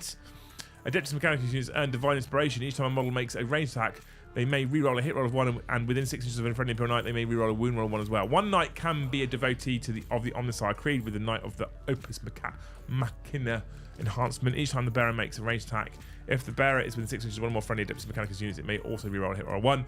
Those who dare tell the machine god's creations find themselves subject to the vengeance of the machine cult. When an Imperial Knight is destroyed, the enemy unit that destroyed it is marked for the rest of the battle, granting lethal hits to Adeptus Mechanicus, which is probably slightly better than when cultists get it, right? So, let's have a look at this detachment. Imperial Knights, Questor, Forge, Pact. Here we go. More words, lots to read. This is the last thing to read tonight, chat. It's taken us a while to get through this, but it's interesting, isn't it? Well, I think so. The Cock-bound Alliance, or the Cog-bound Alliance. Imperial Knight units from your army have the following ability. In your command phase, one model in this unit regains 1 lost wound. One model in this unit regains 1 lost wound if this unit is within 3 inches or more of friendly tech priest model. One model in this unit regains up to D3 lost wounds instead. Adeptus Mechanicus units from your army have the following. Each time a model in this unit makes a ranged attack, reroll a hit roll of a 1. If this is within 6 inches of one or more Imperial Knights units, not Titanic, you'll note, reroll a wound roll of a 1. You can include the following Adeptus Mechanicus units in your army: Tech Priest Dominus, Tech Priest Manipulus, Scutari Marshal, Scutari Rangers, Scutari Vanguard. The combined points cost of any such units depends on your battle size. 500 points, let's be honest. No Adeptus Mechanicus model from the army can be the Warlord. I'm into it. Again, narratively cool so far. Narratively cool. Omnissiah's Champion for 30 points on an Imperial Knights model only. Add 4 to the bearer's wounds. Decent for 30 points. And you're gaining a wound every turn as well, remember. So if you keep it alive for the whole battle and you use this enhancement, you've essentially gained 9 wounds. Because you gain 1 every battle round, right? In your command phase. Knight of the Opus Machina for 20 points. Imperial Knight model only. Each time the bearer makes a ranged attack, if the bearer is within 6 inches of one or more friendly Adeptus Mechanicus units, reroll a hit roll of 1. Decent for 20 points. If you've got 20 points spare, that's not a bad one to pick, right? Magus Questorus, Tech Priest model only. While the bearer is within 3 inches of one or more friendly Imperial Knights units, it has the Lone Operative ability. In your command phase, select one Imperial Knights model within 3 inches of the bearer. That model regains up to 2 lost wounds. Now that will be in addition to your Sacristan Pledge. So if you're within range of this Tech Priest and you pick a specific Imperial Knight, you can regain 2 plus D3 lost wounds. Not bad, right? 3 to 5 wounds back in the command phase is decent. And then the Vocifer Magnificent, an Aura, another Aura. We're coming back to Aura slowly, chat. Have you noticed? Imperial Knights model only. While an enemy unit is within 6 inches of the bearer, worsen the leadership characteristic of the model of the unit by 1. While a friendly Adeptus Mechanicus is within 6 inches of the bearer, improve the leadership of the unit by 1. Okay, it's not bad. The other 3 are better. It is only 15 points, I guess. All right, we get another 6 stratagems. These are all 1 CP this time. We have Omnissiah's Grace for a single command point. Any phase just after a mortal wound is allocated to an Imperial Knights or Adeptus Mechanicus unit from your army. You then pick that unit, and until the end of the phase, models unit have the 5 up for no penny against mortals. Decent, not bad, good. All right, not bad at all. Vengeance of the Machine Cult, 1 CP, any phase. 1 Imperial Knight unit from your army that was just destroyed. You can use this stratagem on that unit even though it was just destroyed. Till the end of the battle, enemy units that destroyed your model marked. Each time a Adeptus Mechanicus unit from your army makes an attack, the target's marked unit attack has a lethal hit ability. That's not bad at all. Right? It's better in this detachment than it is in the Chaos detachment, only because AdMech units can have better weapons than cultists. It's not terrible. Right? That's okay for a single CP. Bonded Imperative for 1 single CP. Your command phase just before an Imperial Knight character unit from your army uses a Bondsman ability. That Imperial Knight character unit, when selecting targets for that, when selecting targets for that use of that Bondsman ability, you can select 1 enemy Adeptus Mechanicus unit within 12 inches in addition, or instead of selected 1 armager model until the start of your next command phase. Every model in the Adeptus Mechanicus unit is affected by that Bondsman's ability.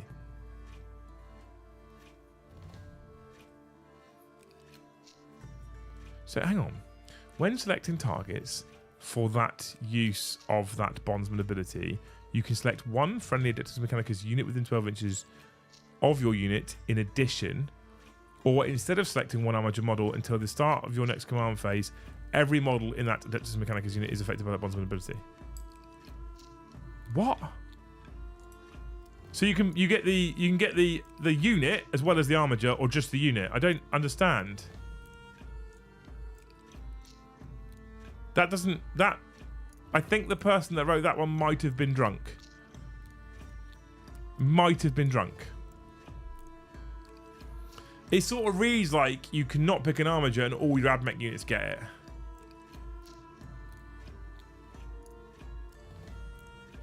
But I don't understand. Is it me, chat? Is that worded really badly? When selecting targets for that use of that bondsman ability, you can select one friendly Adeptus Mechanicus unit within 200 of your unit to in addition, or instead of selecting one armature model until the start of your next command phase, every model in that Adeptus Mechanicus unit is affected by the bondsman ability. So you can affect the unit, or you can affect the unit.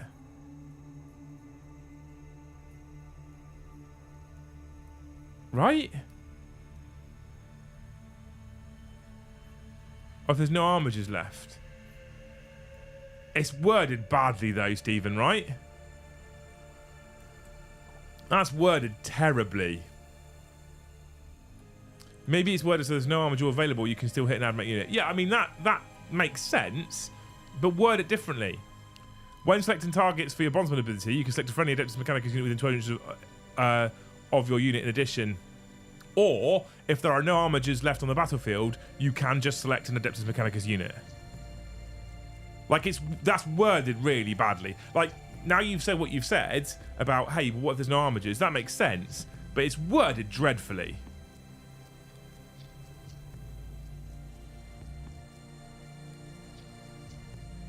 It's worded dreadfully. Yeah.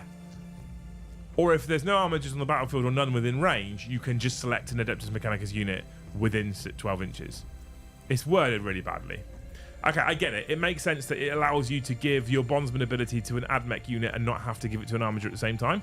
That makes sense. Worded terribly, though. Really badly.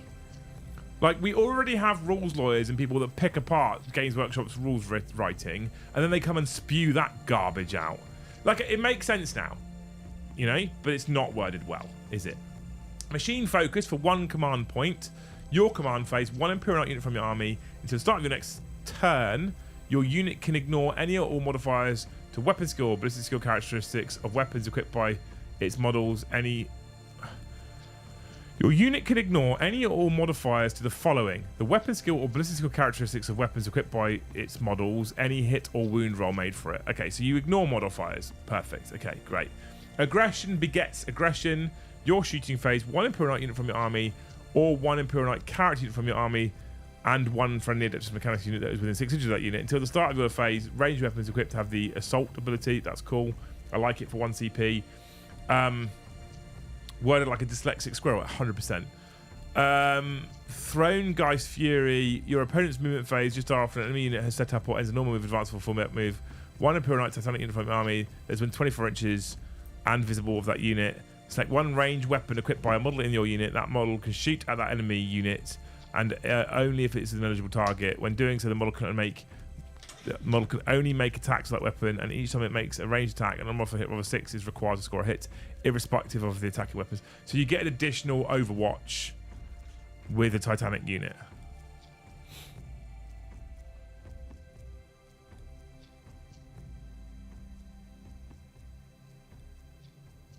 Does this give... I don't know the keywords of Knights so much, but does this give Valiant Flamer Overwatch back? Does this give the Valiant Flamer Overwatch that was the problem? Does this give it back? Is that me? Select one range weapon. Cool, Flamer.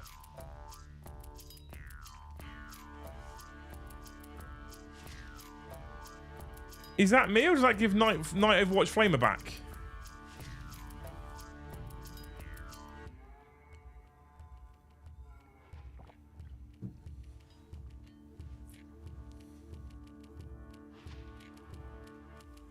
That's mad. They took that away. Grey Knights tomorrow. Okay, Grey Knights tomorrow, chat. So I think the Imperial Knight one is cool. Again, like the soup narrative, some of the stratagems are decent. One or two are okay. Some of the stratagems are decent. The enhancements are okay. It's cool. It's cool. It's not Chaos Knight cool. The Chaos Knight one's better. The Chaos Knight one is better, but it is cool. I'm a fan. And we have Tech Priests and Skitarii Rangers and Skitarii Vanguard. We can run that detachment. I don't know if we've quite got enough cultists yet. We might have enough cultists if Joe pays a couple of Chaos Knights to do that one too.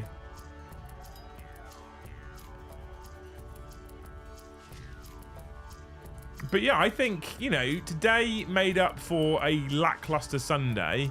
Saturday was okay. But, chat, I want to know what you guys think. So, postcards go.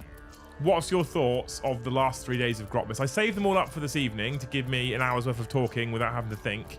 What's your thoughts, chat? Let me know. We're also halfway through our membership goal. Who wants me to pop a cracker on stream for Americans?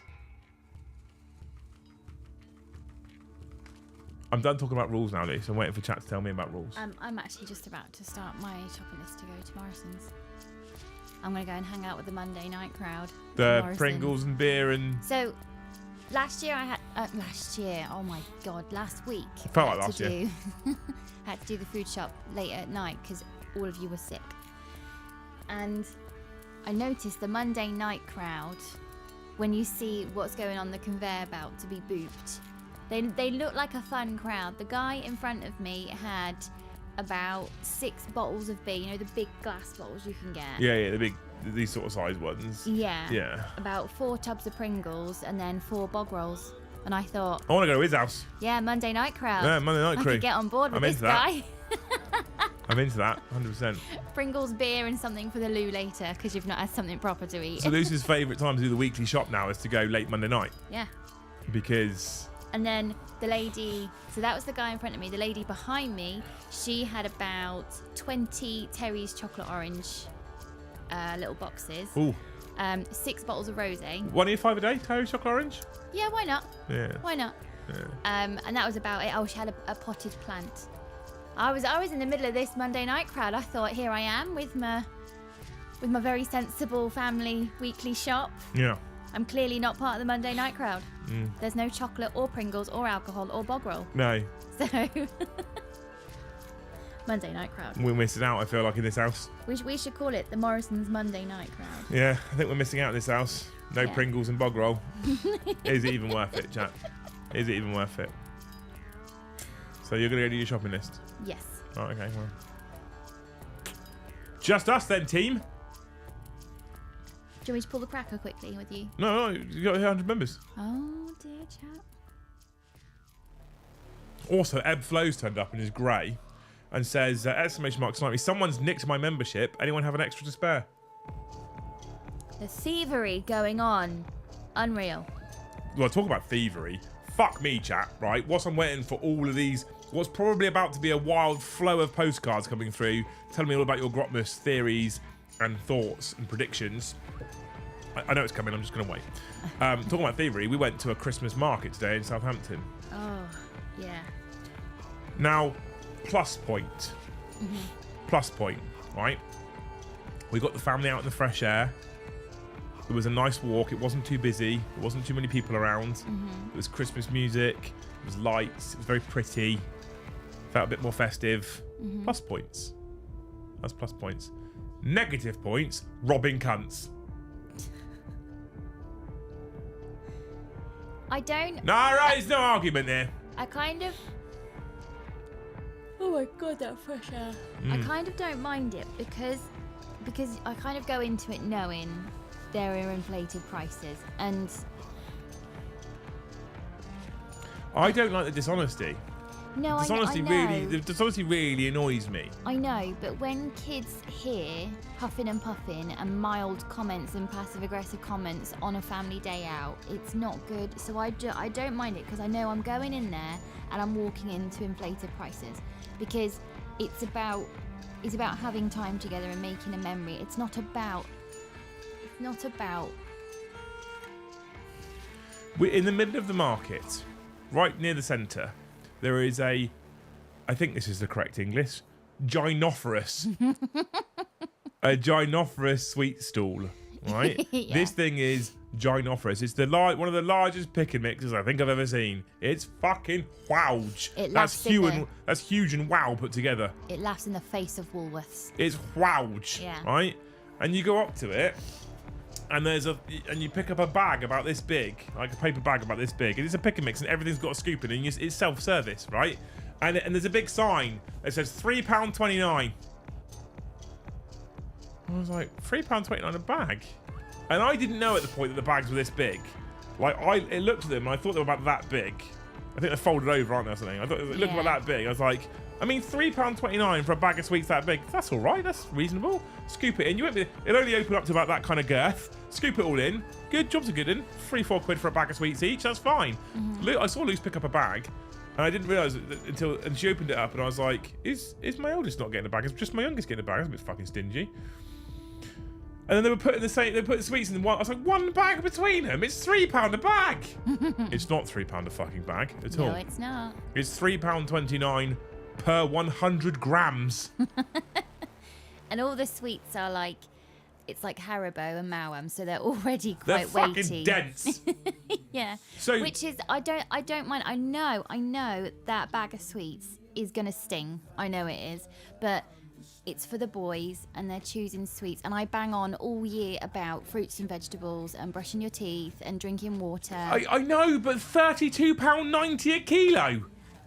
Yeah, we didn't get a kilo, so I already read the fine print because I thought.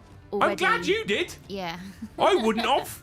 I'd have walked up to pay it, and it'd have been like 50 quid. I'd be like, fuck off. You can sort them back into their relevant pots. You've got fucking no chance. Well, what was really nice was when I paid for maybe a quarter of a bag. It wasn't that much. Yeah. Liam, forget the ones you have spoken about. If GW Santa gave you a detachment to design, what faction would you choose and how would you do it? Well, I'll do that in a second. We'll finish the story, Hubris. I will get to you, I promise you. What's really nice is when you're huffing and puffing and your eyes are popping out of your head because you've spotted the fine print of per 100 grams. Then the cherry on the top is that you walk off and you go, fucking robbing cunt. That's really nice. That's a great touch. Yeah. And the boys are luckily just munching on sweets, and I'm going, this is why, babe, I don't invite you to come. Because this is why. The lovely soundtrack of the pissed off husband. Hopefully it was loud enough that you heard me. It's an annual treasure, honestly. £32.90 a kilo. It was, honestly, chat, I got to a point of shut up and put up or don't come next time.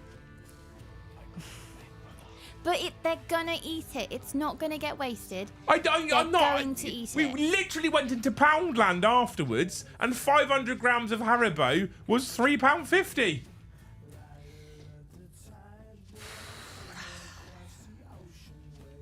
Five times as much. Do you know, some kids get given a mobile phone and told to sit in the corner and shut up. And that's their... No, I get that our kids are fantastic, but I'm not questioning the fact that they wanted some sweets because they're good as gold. They asked for nothing. But £3.29 per 100 grams is daylight robbery. That's not a fair price. So then don't buy it. We shouldn't have. I don't mind it. I'm going into it knowing inflated that prices. fucking dickhead should turn up to his market stall at the Christmas market charging £3.29 per 100 grams, and no fucker should buy anything from him for the whole period. He should leave and go, I've just lost money. That might teach the prick a lesson. He's probably lost money because people are walking past that. It's only because I know, Ben, I call them shoelaces, but they're not. You know, the really long... Big, thick strawberry lace things. Yeah. He spotted those, and I thought, would you like one, babe? Because he'll just have the one. He won't even... He's so... conservative when it comes to what he likes. No, I know, and I'm not. But it's unfair as well. It's because the kids are good as gold. Our kids are fucking wonderful. They ask for literally nothing ever. And like Luce and I, they're so well behaved that Luce and I try and spend money on them. And they're like, "What do you want, kids? Nothing. We're all right." Like, what? I know. That wasn't me at that age. What the fuck? What have we done? I said to James last month, I was like, right, Christmas list is on the window. If I don't see any of your handwriting on that list, I'm going to be so upset with you, James. And he was like, Mum, I don't want anything. And I was like, what are you being a dick for? I know. You're 11. How can you not want Stop anything? Jesus. And when the kids, like when the youngest, who's 7, sees that, I'm like, of course he's going to ask for it. And I don't want to say no to him because he's so good. But then, and I was like, I thought it was like £3 a little bag. That's fine. I don't give a. It's not the cheapest, considering when we used to be to pick and mix and everything was a penny back in the day. And I know times have changed. I'm aware that things have got more expensive, but £3.30 per 100. That whole market, Mikey, I know Mikey's in chat, who's local. That whole market has turned into an absolute financial con. Pints of beer are £7.50. Oh yeah. And 2 years ago. In fact, pre-COVID specifically, that German market was fucking rammed. And the prices were all lower. Yeah, It was rammed. There was so much more variety of what was available to buy. But now and the bars, they used to put the bar area in the middle, and it was fucking heaving every night. Guess what? Because it wasn't £7.50 a pint. Yeah. It's extortionate now. Your favourite bit was when the man came to talk to us. Because Evan, thank you for the one gifted. Because they wanted you to buy tokens to put the kids on rides, whereas I just paid in cash for them to go on 2 things, and I thought, why just a few paces away are we now in tokens, and they're only accepting card payments? And I said, oh, that's such a shame, I've only got cash on me today. And then he said, well, I'd like to recommend, if you've not had anything to eat yet. And I thought, shut up, Leon, we've just come from the sweet shop, so you button it. If you haven't had anything to eat, I can recommend the Yorkshire pudding wrap. And then I said, how come your Yorkshire puddings aren't made fresh if you're the Yorkshire pudding wrap company? And he looked at me and he went, well, we've only got a little hut this year and we've got to work with all the space that we've got. And I said... Little hut, have you seen the size of it? I know. And I said, yeah, that makes sense. But I thought to myself, well, it's flour, eggs and milk. It's bigger than a domestic kitchen. I'm not sure that takes up an awful lot of room. And you already have the heating appliances because you do your hog roast that goes in the... So your argument already doesn't make sense to me, but I'll leave it because I've clearly made you nervous because the eye contact is really shifty now. And then he said, but if you don't want that, we do a toasty, we do a grilled cheese and we push it down and everything. Yeah, and I said... Yeah. And I went... Do you make the cheese filling from scratch? Because that's really easy and nice, simple cheese. Grilled cheese filling. Yeah, they do loads in there. Like they push it down. I'm like, they fucking grill the toasty. They grill the grilled cheese. Shock. I am shooketh. And then he kind of made small talk with another family that wanted to get on the ride, and Leon went, I think he was praying for a tornado just to stop talking to you about food. Fucking unreal. But even the rides, right? The rides, let's be honest, are dog shit. They are fucking dog shit. It's like fucking teacups from Poundland. Yeah, they're awful. But you're not seeing it through kids' eyes. This is the best thing to come to town. Because the kids will look at it and they don't, and like the youngest specifically, the eldest is a little bit different. The youngest specifically doesn't understand the value of £3 for a ride that's going to last about 8 seconds, which is. I might as well. I tell you what I'll do. What we'll do is I'll bring him home, right? Oh, no. I'll sit him in this chair. I'll charge him £1.50. Yeah, but it's not. This is the ride. I can't put Christmas music on because YouTube, but think about these lights. This is the ride. Hatchet just refunded me by check. Bastards. But I don't think the ride actually has much to do with it at all. That's 2 spins. I think it's the Christmas music. Loose, just because off. you know it will be a scam doesn't mean it's alright to pay for daylight robbery. 3 spins off. When we went on the first, how much was the first ride with the fucking donut and the ski slope? Was that £3 as well? No, I think that was 2 goes for a £5. Are you fucking serious? But I go into it knowing that he'd asked about it before he got So, sick. so the first ride we went on was a ski slope. It's about 3 foot tall, right? So slope is a light hill. It's not really a slope, okay? And there's like 4 or 5 rubber rings. Donuts. They're like donuts, right? And so, youngest, do you want to go up there? No, he doesn't like the height of it, right? I'm a big fat bloke, that's why I'm going down there. And Luce doesn't really want it. So to the eldest, do you want to go up there? Yeah, I want to go up there. Cool, sweet. So I didn't realise it was £5 for £2.50 to go there. Fuck me. I might as well have bent over, dropped my trousers and spat on it for him. Like, so he gives my eldest a ring. He's like, you got to go to the top, you come down twice. So James is then walking all the way up the fucking, and it's quite a way up, dragging this ring. Like, by the time we got to the top, he looked depressed already. He already looked depressed, right? And the guy at the bottom, who's the attendant, right? The operator, the attendant, he stood at the bottom of this in his coat with his fucking hood up. So he's just watched my 11-year-old drag the fucking ring all the way up to the top of this You've got to ski get a slope. sense of accomplishment. So once he's haven't gone up you? all the full fucking 3 feet or whatever it was, he puts the ring down and he sits in it. And obviously, what he's not going to do, if this is the ramp there, he's not going to put the ring like that. He's fucking 11. He's probably a bit frightened up there because it's quite high up. It is Oh, more so than, not 3 foot. It is more than 3 foot. So he puts the ring back on the edge like this, right? Sits on it, and he's like this. and the ring's going. So he's nowhere near coming down, and he gets to the point where, and then he's fucking side on because he scoots so much, and he sat there, and this bloke's like, go and help him, cunt. It's your job. and then eventually you were like, after paying £5, can I go and help him? Yeah, go on then. So you got up there and pushed him down, and then he walked his fucking hoop all the way up to the top, sat there and pushed him down, got up, walked off, and I was like, Nice of you to let me go up there and push him down. well, I was looking at the guy like, are you gonna go? Are you gonna do anything? Unbelievable. Unbelievable. Refunded by check by a business. Who on earth does that? People that don't want you to cash it. Ebflay, thank you for the gifted membership. Aren't you not a member? Wouldn't it be better for you to just take your own membership out? Would that not be better, Ebflay? Lord, thank you for the 5. Ash, thank you for the 2. Basically,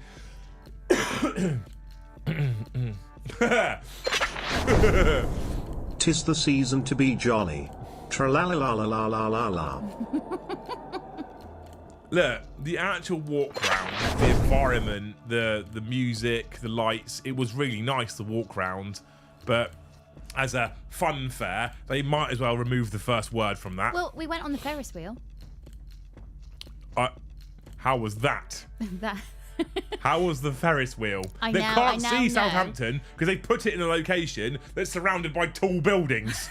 You're like, oh, I get to the top of this tall building. He did comment on the roof moss. I'm sure he did. Yeah. I have figured out what Ben's ultimate fear is. You know how some people fear being buried alive, or I don't know. I guess the buried alive one is quite a common one. Ben's fear is falling to his death from a rusty Ferris wheel. Yeah. Guess really how I found rusty. that out. Really rusty that creaks when it moves. For a 7-year-old that I didn't think could comprehend engineering, he was looking at the nuts and bolts and pointing to the rust on it, and as it creaked in the wind, I was going, this is fun, this is great. Look, we can see all the seagulls, and look at that sunset over there. And he's going, just fixated on this rusty nut. Yeah. And then the rest of there was wires hanging out, and I was thinking, this is how we die. This was all my idea. Let's go on the Ferris wheel. What a great idea, Mum. This is how we die. Fun fairs are actually unfun, not fair. Yeah, I know, yeah. And then it did one revolution, and he looked relieved because you came into view, and then you went out of view, and he was like, "Why are we moving again? Yeah. Why are we moving Didn't you go around again?" 3 times? Yeah. And the further away we got from the floor, he was practically hugging like a fireman's pole, hugging the middle of our little carriage. And I was trying to be as cool as a cucumber, like, Ben, it's fine. They wouldn't let us on here if it was unsafe. Flat lies. And then he'd get off the centre pole again and go, oh, good, we're going down to the floor. Up we go again. Why are we moving again? I had a nice time with my family. And then it stopped us at the top, I'm guessing, to sightsee. Gust of wind. Our little carriage really rocks, and he's now stuck to the fireman's pole, white knuckling it. And I'm going, this is fun, Ben. This was a great idea. And he's like, You want to be just looking at the rusty You nut. want to be glad. You want to be glad that it wasn't a full Ferris wheel, because it stopped at the top the third time to let someone off. So if you'd have had a full Ferris wheel, it would have it constantly stopped to let someone off. Constantly stopped to let someone off. Yeah. So it was a good job. It was a good job, really, that it wasn't full. But then we got off and he went, let's do that again. Are you sure, Ben? I think I saw sheer terror in your eyes. Honestly, chat, fucking the price of things is mental. And the worst part about it is, right, is you can, like, literally either ends of the Christmas market is a Starbucks and Costa. And whether you do or don't like those businesses, you can get hot chocolate and coffees for cheaper than the market from these big brand names, right? And I understand supporting local business. We're a family who goes to the local farm shop, who goes to the local butchers, who gets milk from the local dairy farmer. Like, we support local business. To be fair, the market isn't local business. They're not from local at all, to be honest with you. But when they charge 100 grams at £3.29 for sweets, when they charge £7.50 for some piss weak beer in the pub area, when they charge £3 for a ride that is fucking pathetic, really, or £2.50 for a slide down half a hump on a ring, it's just like cool. Doing the Christmas. But I was excited to go today. I'll be straight up. And actually, like I said, when we got home, the walk. I really enjoyed the walk around, and people were quite cheerful, and it's Christmassy, and there's music and there's lights, and I was like, oh, I feel all festive. The thing that almost ruined it was the pricing. And what I never understand with business in general, what I never understand, what's better? One person paying £7.50 for a pint of beer, or 4 people paying a £5? Which is better? Yeah. Well, I saw, I'm the only one that eats roasted chestnuts. So I saw this netted bag of chestnuts, and then a sign that said chestnuts £4. And the guy was talking to the cheese stall guy. So I grabbed a bag of chestnuts, and he went, oh, that one's a tenner. And I said, pardon? And he said, the portion is £4. If you wanted them hot now, I could do a portion for £4. But that bag, that kilo bag, is a tenner. And I said to him, I'm really sorry, I can get them at my local farm shop for much cheaper. I'm really sorry, I'm not buying that today. So that's the only thing I put back. But that's and then he claimed that you'd be robbing him. There's only one person doing the fucking robbing there. That's because I'm the only one that eats them, and the boys didn't ask for that. So I've not deprived them of a memory or... But it was the fact that he was like, £4 for a kilo, that's daylight robbery, that is. No, what this market is daylight robbery. He said to me, you'd probably think it was Christmas if I gave you that for £4. And I just thought, I'm not hungry, so I'm not biting. Metrics, Liam, best coffee in London. Where's Metrics? Is that one bottom of West Quay? Is that Metrics? Bottom of West Quay? I don't know. They're very nice there, though.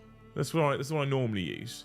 Yeah, so my memory today was seeing Ben cling to the Ferris wheel carriage. That's my favourite memory. My memory is James's flat, depressed face sliding down on some shit rubber ring, a ski slope. I've no emotion, nothing. Yeah, that was that. Like, after scooting at the top and not going anywhere and getting stuck there and just sat there waiting for you, and then you pushed him, and when you pushed it, he just sat there waiting for you. When you pushed it, Exclamation mark things. thanks, Robert Whitehead. There's no exclamation mark for that though. Thanks for the 10 they did. You're a legend. We are halfway basically to super chat goal, halfway basically to membership goal. 14 minutes to go, team. Bottom West Gate, yeah, that's the place I go. Metrics is the place I go for coffee. It's the best one. They're so friendly down there. It's nice coffee as well. It's the best one, 100%. Yeah.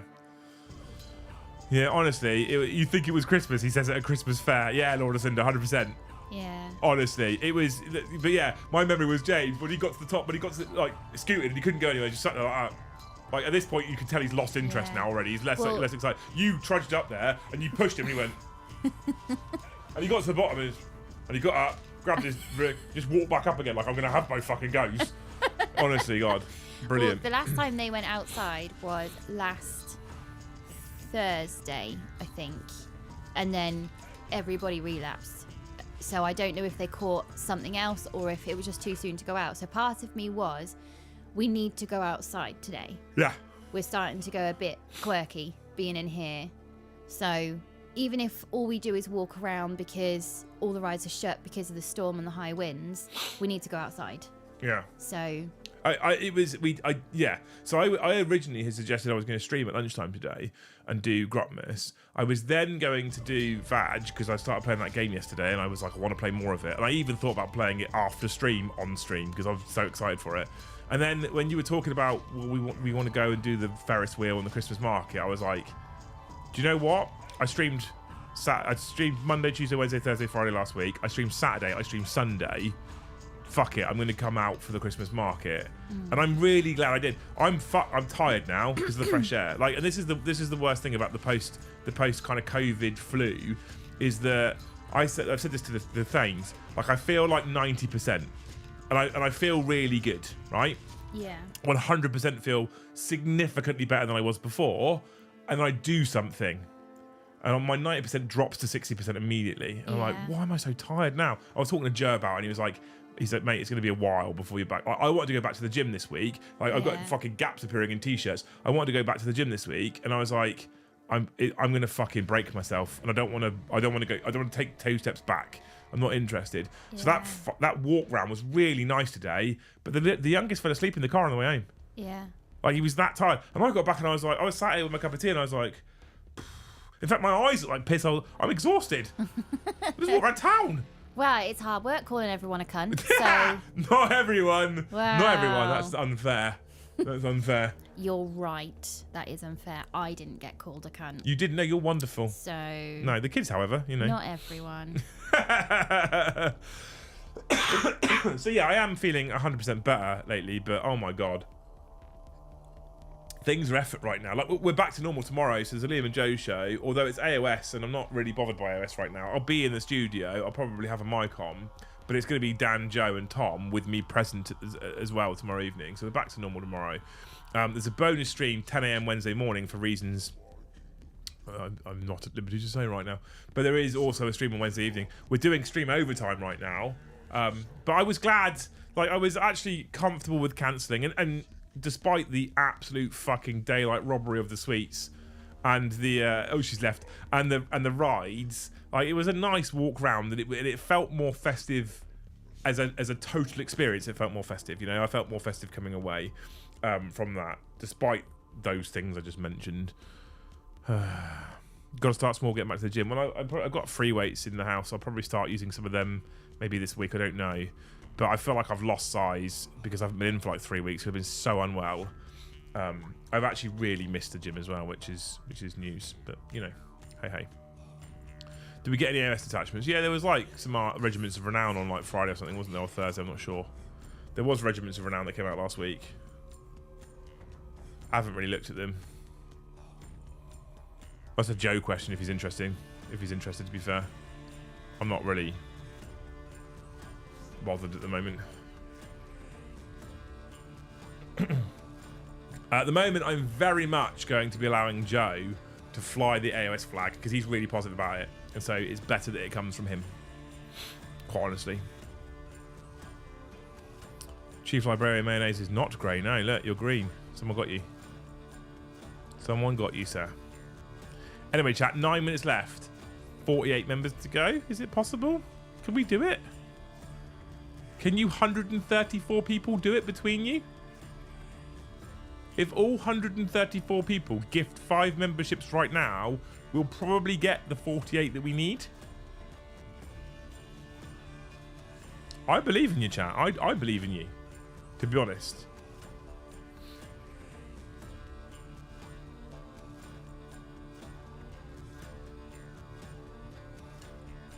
I think you can do it. Oh, what detachment would I make break? Right, okay, so we did get a super chat from Hubris. Forget the ones you've spoken about. GW Santa gave you detachment design. What would you choose and how would you do it?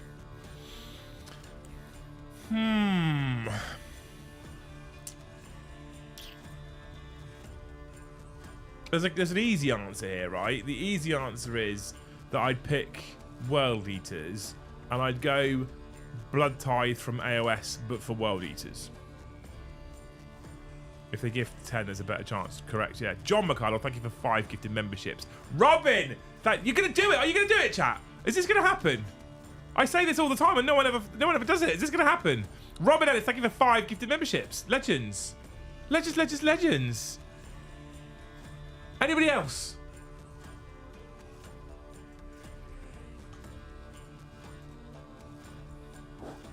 Anybody else, team? Let the new Silver F Battletone come out and you'll be giddy again. I mean, I'd need to get some more options painted up. I don't know.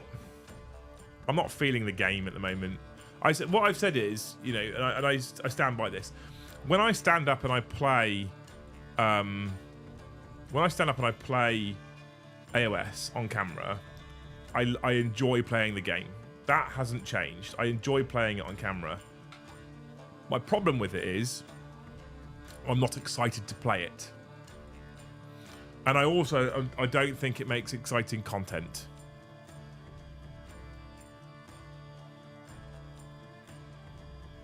Remember, if you get gifted one, you have to gift 2 more. It's like a Prosperos gift. Well, then in that case, Chief Librarian Mayonnaise, you owe 2, don't you?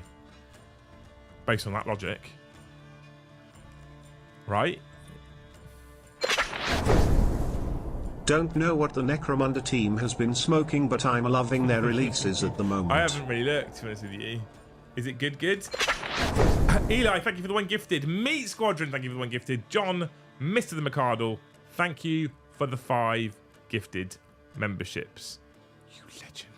I love you. Love John. Although, let's not leave it on this childish number for long with 6 minutes to go. All right? Thank you so much, Meat Squadron. Thank you so much, Eli. Thank you so much, John. John, thank you for 10 extra after 20 early. You're a legend. Love you. Up to 69, chat. Which means there's 31 to go. I believe in you. I believe in a thing called love. The ID, but I'm watching on my fridge. It doesn't work. What? I just bought the Hogwarts game. How did you enjoy it? It's fucking brilliant. It's not... Can we have a Christmas special game-wise for 40k? Maybe. I need to see who's available. Possibly, wee man. I don't know. I don't want to make a promise that I can't keep because I'm relying essentially on volunteers. Let me have a look at the schedule for the last game before Christmas. Hang on, I'll get back to your question reference. Oh, Brom's not available. But me, Joe, Paddy, Tom's available.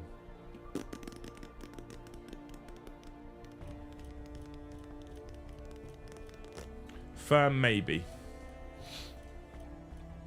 I need to see what the team wants to do. Also back to Mr. the Hubris's super chat. So the obvious one would be World Eaters with a blood tithe type thing for me. That's similar to the AOS one because it's just flat better than the current 40k version. But I don't think they'll do it because the current army rule was too similar. But that's what I would like to see, something akin to that. Obviously, the other thing would be Eldar of some sort. I'd like a detachment that... my personal favourite thing about Eldar in general is jet bikes. I'd like a detachment that does something that perhaps alleviates the restriction on jet bikes. Maybe it makes standard Wind Riders battle line and gives us more manoeuvrable shenanigans with jet bikes. That's what I'd like. That's why I'd be really fucking happy. If jet bikes could go battle line and they could move through terrain, I'm ecstatic at that point. John! He's carrying you lot tonight, chat.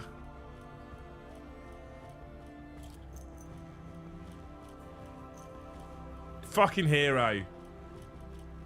Honestly. Don't deserve you, mate.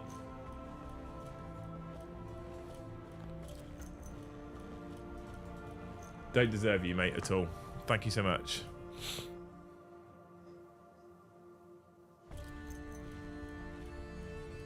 It is weird. 40k is not fun to play, but fun to watch. But AOS is not as fun to watch, but fun to play. That's pretty fair. a Simhan theme, I can see it. Just make Shining Spear do real damage in melee. That's all I want. 100% elect, man. Absolutely. Absolutely. Move through covers, move through terrain seems to be a common theme with the Grotmas. Yeah, that's what I'm saying. I feel like that's something that is reasonable within the rules they're releasing, maybe. Perhaps a bit too strong, I guess. But thank you so much, John, for 20 gifted, man. That puts John on 50 gifted, chat. Fucking hero. Love you, man. Thank you so much. Just your earlier question, not before these members just kicked off.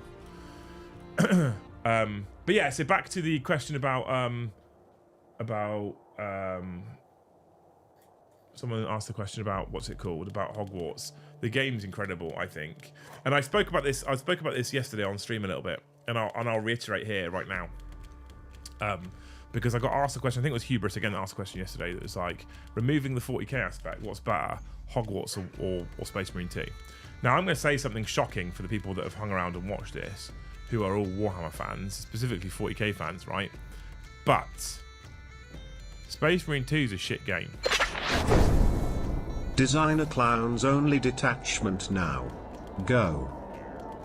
I will, hang on. Space Marine 2 is a bad game.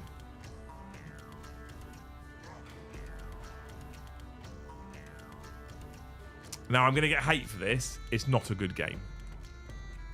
The multiplayer, that's decent. That's decent. The single player campaign and the operations, it's not a good game for the money it costs. At all. Mordy Hammer, thank you for 5 gifted. You're amazing. Thank you so much, Mordy Hammer. We're on 94.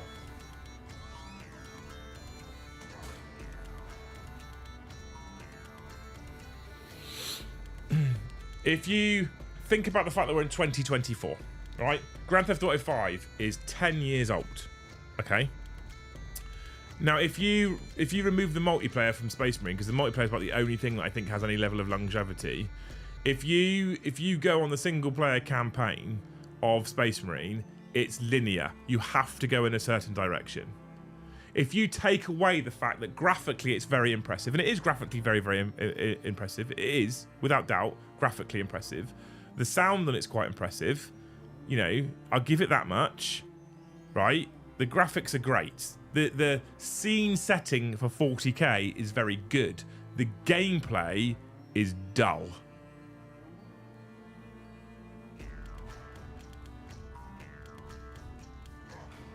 The gameplay is dull for Space Marine 2.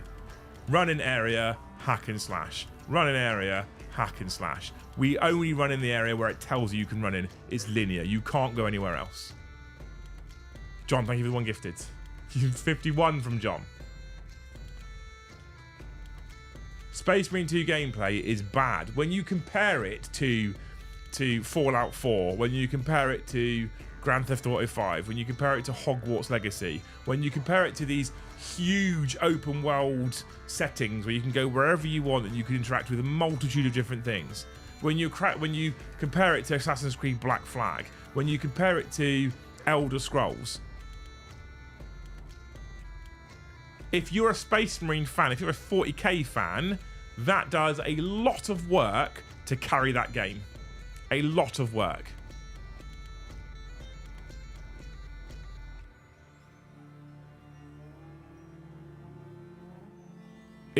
Space Marine 2 is on the surface incredible for Warhammer fans, and Warhammer fans are like, yeah, Space Marine 2 is really cool. It's shit. It's a bad gameplay experience. And people that are like, no, it's a great gameplay experience. No, you're Warhammer fans. That's why. You get to be a Space Marine hacking and slashing around. I mean, the proof's in the pudding. The thing that got the most coverage when the game released was the fucking armor builder, for Christ's sake. Like, it's just not a good game. And at the price, like my eldest was trawling through the PlayStation store. Now, I mean, obviously, you should never buy anything direct from the Space Marine store. You shouldn't, because it's overpriced and you can get it different, significantly cheaper when you buy discs, especially if you go and buy like secondhand, etc. Right, 100%. But it was like, for the deluxe edition on the Space Marine store, was 95 quid for that.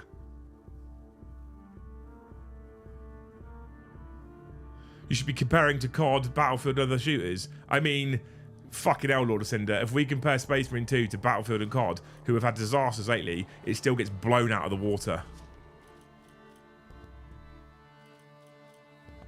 I think Bricky put it best. It's a mid-2010s cover shooter campaign for all the good and bad that entails. I agree.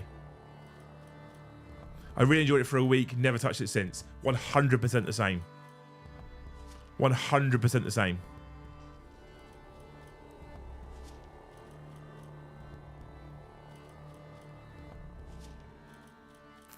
Absolutely agree with you. 100%. I played it for the first 2 weeks. I played it on stream for you people because I said I would. Not touched it since. Literally haven't touched it since. It was a waste of money. It's dull. Space Marine 2 combat is ridiculous. Constantly getting interrupted mid-attack and getting stuck on 2-inch tall cliffs. Linear games only work if there's dozens of levels. Having a handful is not fun. Escape, 100% agree with you. That's the other thing. There's just nowhere near enough depth to it. I could have played Operations with friends for hours, but when there was only 6 on launch, and the way that you upgraded your armor and your weapons was just by playing the same fucking 6 operations over and over again on different difficulty levels. Oh my god.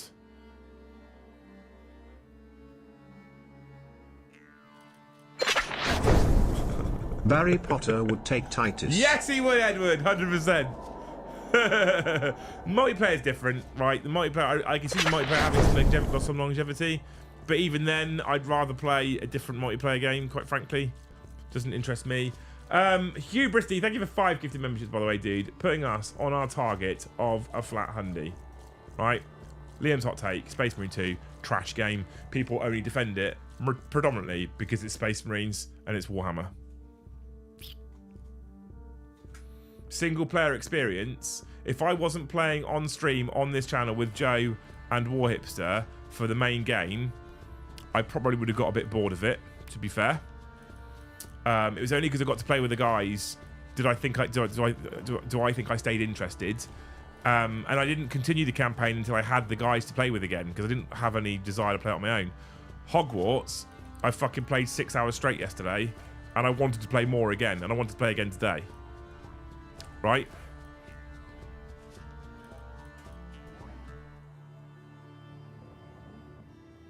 Space Marine 2 is great for YouTubers. I'd rather watch a playthrough than buy it and play it. Yeah, when we did a playthrough. From a Warhammer like scene setting perspective, from setting the right vibe for 40k, I think it did a good job. I think graphically it was very, very impressive. I think graphically it was incredibly impressive, in fact. I think the graphics and the way that it feels carried that game a lot. It also helps, Mordy Hammer's just touched on it actually, it also helps that the majority of Warhammer games that come out are trash. Really, they're just a bit shit. Specifically for 40k. Like, OG Dawn of War is still considered one of the better ones, you know. Space Marine 2 should be in larger areas, multiple paths to achieve a goal, battle your way through enemies to activate a specific console, hold objective, battle your way out to evac. Yeah, I agree with you. I think games that are that linear, and it was so linear that small ledges you were tripping over as a Space Marine. That's bad. That's bad gameplay design. It's bad, it's bad area interaction. If you're getting stuck on a ledge that's no thicker than the Space Marine's foot, it's bad. It's bad. That's lazy. It's a fucking half-ass game. I don't like it. Did you at least log on to play the new mission? No, in fact, to be honest with you, actually, I probably just uninstall the game at this point. I don't see me ever playing it again. Straight up.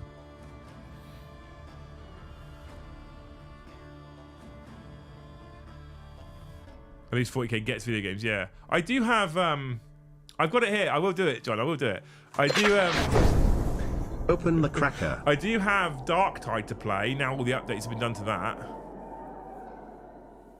See, the other thing as well, right, Robin. Here's the other thing as well, right?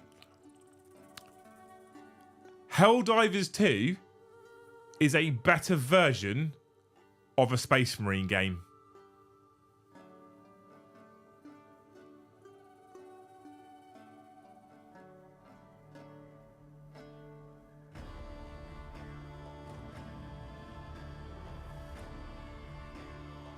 Helldivers 2 is a better Space Marine game. Facts. Same as Deathwing. Awesome concept and visuals. Shite game. Yeah, absolutely. Agree. Right, John, for you. This is a Christmas cracker, right? You Americans don't know what these are. I'm surprised that you don't know what these are. This is a Christmas cracker. Need to go back and watch your recap of it, but I'm real annoyed that the Custodes detachment is a buy our expensive Forge World Models one and not a fun bike detachment. Yeah, I would have preferred bikes. I would have preferred something that lent into GW Plastic. 100% Chad. Thank you for the $10, man. The Custodes one I think is fun and it's cool, but I don't like the fact that you have to basically spend a fortune on Forge World resin for it. To be fair, nobody hates on hobby adjacent things like people in the hobby, but comparing it to Hogwarts with all its flash and no substance. What's got no substance? Hogwarts? Are you kidding me? I played for 6 hours and I wanted to continue playing. We ready? Are you ready, John? So what you do is you have these on your table in front of your placemat or on your placemat, right? Like that, sat there. And then before Americans don't have these, right? And then before you start eating your food, you all pull your crackers, okay? And so one person grabs one end, one person grabs the other end, and you pull. And it makes a pop sound, right? Because it's got this little thing in that makes a pop sound. And someone wins the cracker. Someone wins half of the cracker, John, okay? And then what you do is you open your half of a cracker, which has a little tab here, right? Like that. And inside the cracker is stuff, okay? So inside this cracker, what we have, right, is we have whatever this is. Normally it's not good stuff, okay? So you open up this little thing. Oh, this looks like it might be a little mirror.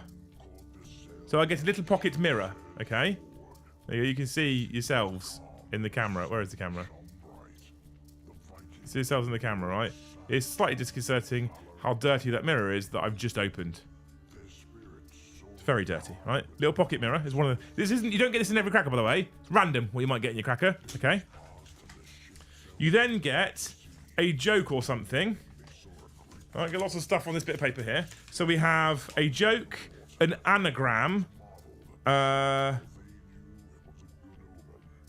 ask the person opposite you to identify a famous character, blah, blah, blah, blah, blah. There we go. That's what you get, right? The joke, just for all of you wonderful people, right? Why can Christmas be quite an emotional time? It's when everyone gets a bit sentimental, right? That's what that says. That's the joke. They're never good ones. And then, most importantly, is this piece that comes out of the cracker, okay? And what happens is, you get this piece...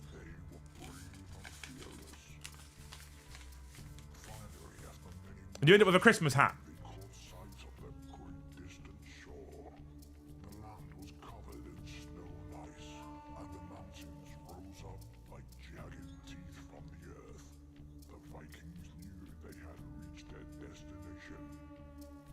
I'm absolutely saying it's got no substance. You're wrong.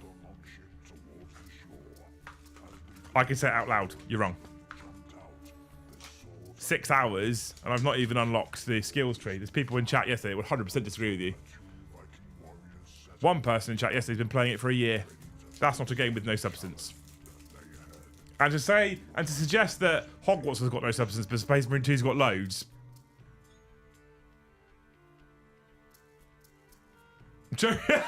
Jesus, no wonder we left the Empire.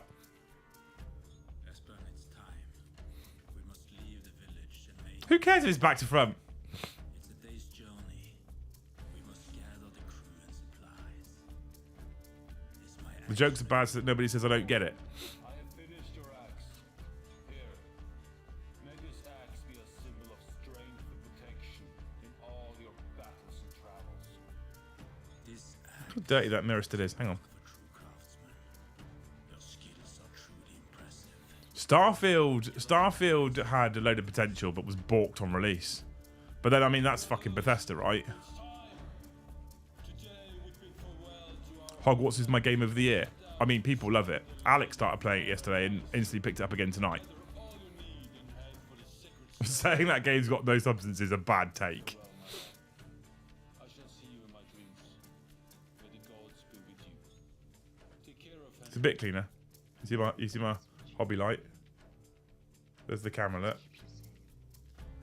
By the power Camera there. of Odin, we ask You lot there. See? protection There you go. from Oh, stop getting angry about the hat being back to front. The fact that I can get it on without it ripping is a miracle in itself, chat, right? Because I have a big head. There we go. Happy now? learn the secret of man. Brothers, as you set sail for the land of fire and ice, know that I will be with you. Don't get too tilted. The shiny magic game is very pretty and there's plenty of busy work. It's a very good game with loads of substance. So says all the other people. People saying it's their game of the year. The fate is not allowed to meet again in this life, Just saying. and we shall reunite in the great Santa Mental is that drunk and grumpy. together in eternal glory. I think one of the important things, Kaz, in seriousness, to remember for games in general is different games. The reason why we have so many different game genres and different game styles is because different games appeal to different people, right? Ultimately. So some people will love Hogwarts and some people will find it dull. And some people will love Space Marines and some people will find it dull. And some people will love Call of Duty and some people will find it dull. You know? So there's no, all joking aside, because I know I've said this out loud, all joking aside, there's no real wrong opinion because it's an opinion. Right? It's based on opinion. So if you think, in your opinion, it hasn't got enough substance for you, you're not wrong. You're not wrong at all, you know? I just think it's fucking great.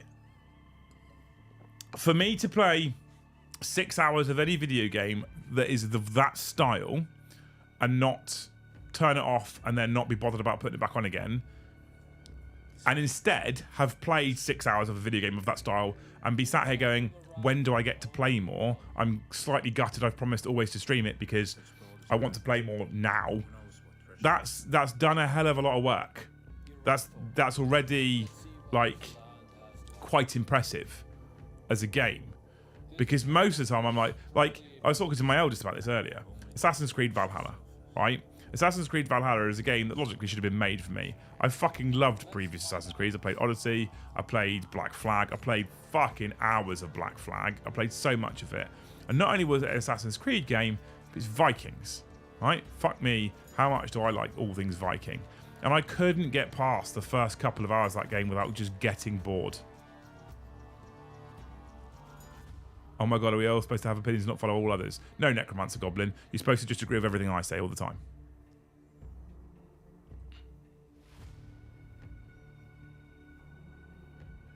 No, his opinion is wrong. The story is 30 hours itself, and everything else. That sounds pretty substantive to me. I mean, I agree with you, Andy, to be honest.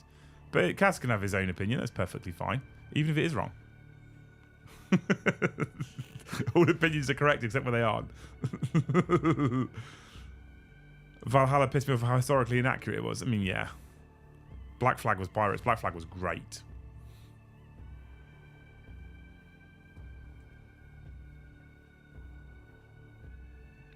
Anyway. Christmas crackers.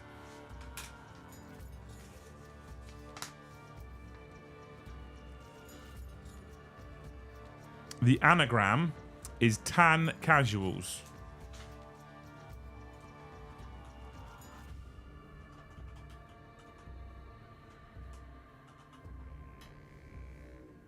The anagram is Tan Casuals, chat. If you get the anagram, super chat it in. Odd is grey, someone make him green. Yeah, absolutely.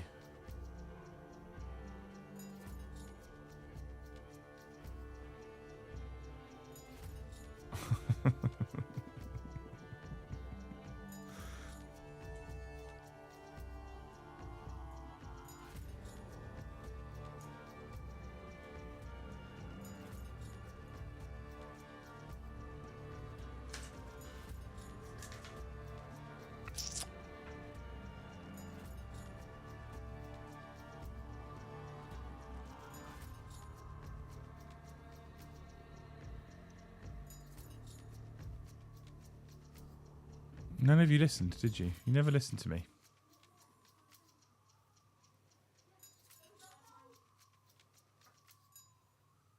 You put your answer on a £17.50 postcard. Then I hit both targets and I can go to bed happy. Satan claws. Pull my cracker. Okay, that's an extra fee though. What about the clowns? A clown's detachment. That's interesting, isn't it? Well, if you go clown's detachment, then you obviously have players as battle line immediately, although you get that anyway by making a troop master your warlord. I think you restrict some of what can be taken. I'm busy with work. You're allowed to be busy with work, Helek, man. I'll allow it. I think the thing that clowns really want is significant movement shenanigans. I feel like clowns, you go move through models as if they're not there to represent flip belts, and then +1 to wound on the charge. That's what I'd take for clowns. I know they used to have full back in charge, advance and charge. Full back in charge is a maybe. Advance and charge army wide as well would be too much.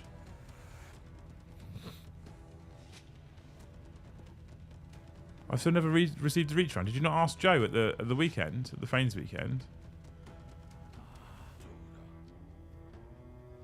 Yeah, I like the idea of moving through models and +1 win on the charge. I feel like there's too much advance and charge in the game already. Giving them army-wide advance and charge is too much. Full back and charge is a firm maybe. I don't mind full back and charge on Harlequins, simply because they don't normally last long enough to actually use it. So if they do last long enough, then they deserve to be able to use it. So I don't mind full back and charge as well.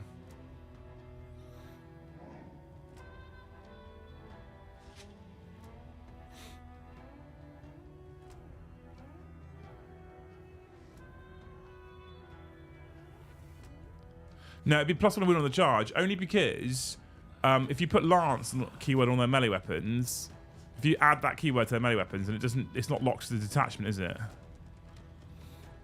Harlequin should have draw 4 and skip your turn. Right, team. We are 20 minutes over, but you lot are too fun. And I like to sit in here in my crown, to be quite honest. Is the anagram t-shirt? No, he didn't hit both targets, so, you know. Right. You lot have been phenomenal. Phenomenal. Ash's theory in Thanes of GSC getting a Tyrannid ally detachment as me hype for 11E Soup Edition. Fuck you, Captain. I've got something to talk about. You know what? Honestly, I miss the ally detachment stuff that existed back in like 7th, the allies chart. That being said, it was too silly. So I went to a tournament once with Imperial Knights allied to Eldar, and my army had 2 Imperial Knights and a Wraith Knight in one army, right? Which was silly. It was stupid. The things you could do back then were silly. But there is a distinct lack of souping going on nowadays, a distinct lack of allying stuff that I miss. I do miss it. But I also want it to be implemented in a way that isn't mental, and it kind of makes sense, right? Is the crown going to become a regular thing on streams now? Every time you hit 100 members, I put the crown on. Probably not, I'll be honest. The detachment rule itself will be all melee weapons equipped by Harlequins of the Lance. That works, yeah, that makes sense. That makes sense.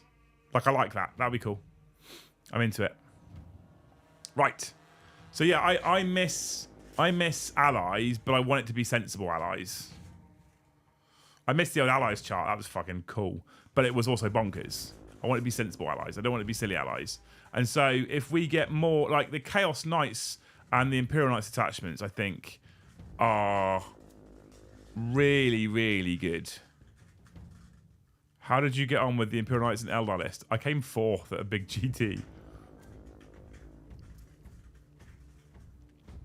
7th Ed Taldar, OP, please nerf. I never ran that, I'll be honest.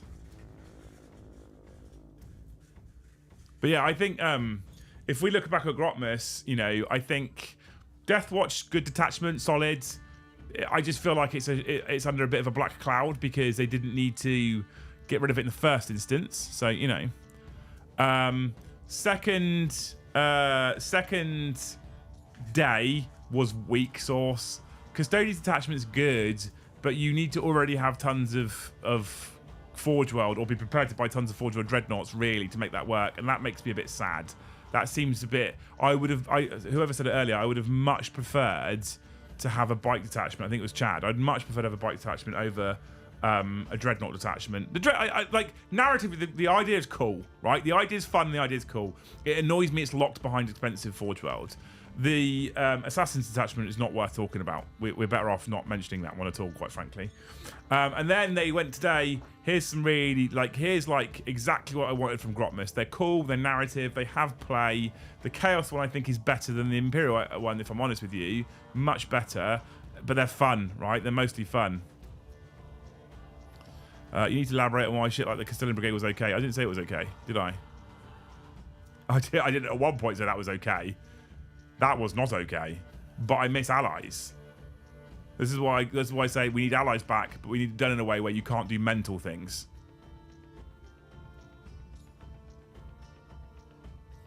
But yeah, so Chaos Knights, I think over the course, my personal feeling is over the last 3 days and 4 detachments, the Chaos Knights is the winner there, in my opinion. I think that's the best one. I think the Deathwatch is probably the strongest. Probably the strongest. I don't know. The Chaos Knights was, I think, it's got a lot of play. But yeah, Grotmas has been all right this weekend. I feel like it was weaker over the weekend. But hey, maybe that's just me. Tomorrow's Grey Knights. I'm interested to see what they do with Grey Knights, because Grey Knights currently only have access to jump around, uppy downy type stuff. Love 7th Ed soup. No, I didn't know. Like, in hindsight, looking back on it, allying Imperial Knights with Eldar isn't something that should happen, really. Like, this is where if we look at the way they've done Chaos Knights and Imperial Knights, like, that is the way to do allies. You're limited to how much, and there's specific units you can take, and there's specific rules that adhere to them. That stuff, that's how I want to see allies in the future. Like, that's done well. When you go back to like 8th edition with 3 smash captains, the loyal fucking or the rusty, whatever it was, and then you go Knight Castellan, that's mental, and that should never have been a thing. Should never have been a thing at all. So tomorrow we've got Grey Knights. We'll probably be addressing it on the Liam and Joe show at normal Liam and Joe show time of 1:30. We're back to normal timings this week, okay? Back to normal Liam and Joe show at 1:30. Then we have a live game of Age of Sigmar for you in the evening. Don't ask me what armies are being played, but Dan's taking on Joe, and they're doing that at 7:30 in the evening, playing some Age Loyal 32. That's the one, thank you. The Rusty something 17, wasn't it, for the AdMech? So look forward to a Liam and Joe show tomorrow, back in the armchairs. And then a live game of AOS in the evening with Dan and Joe.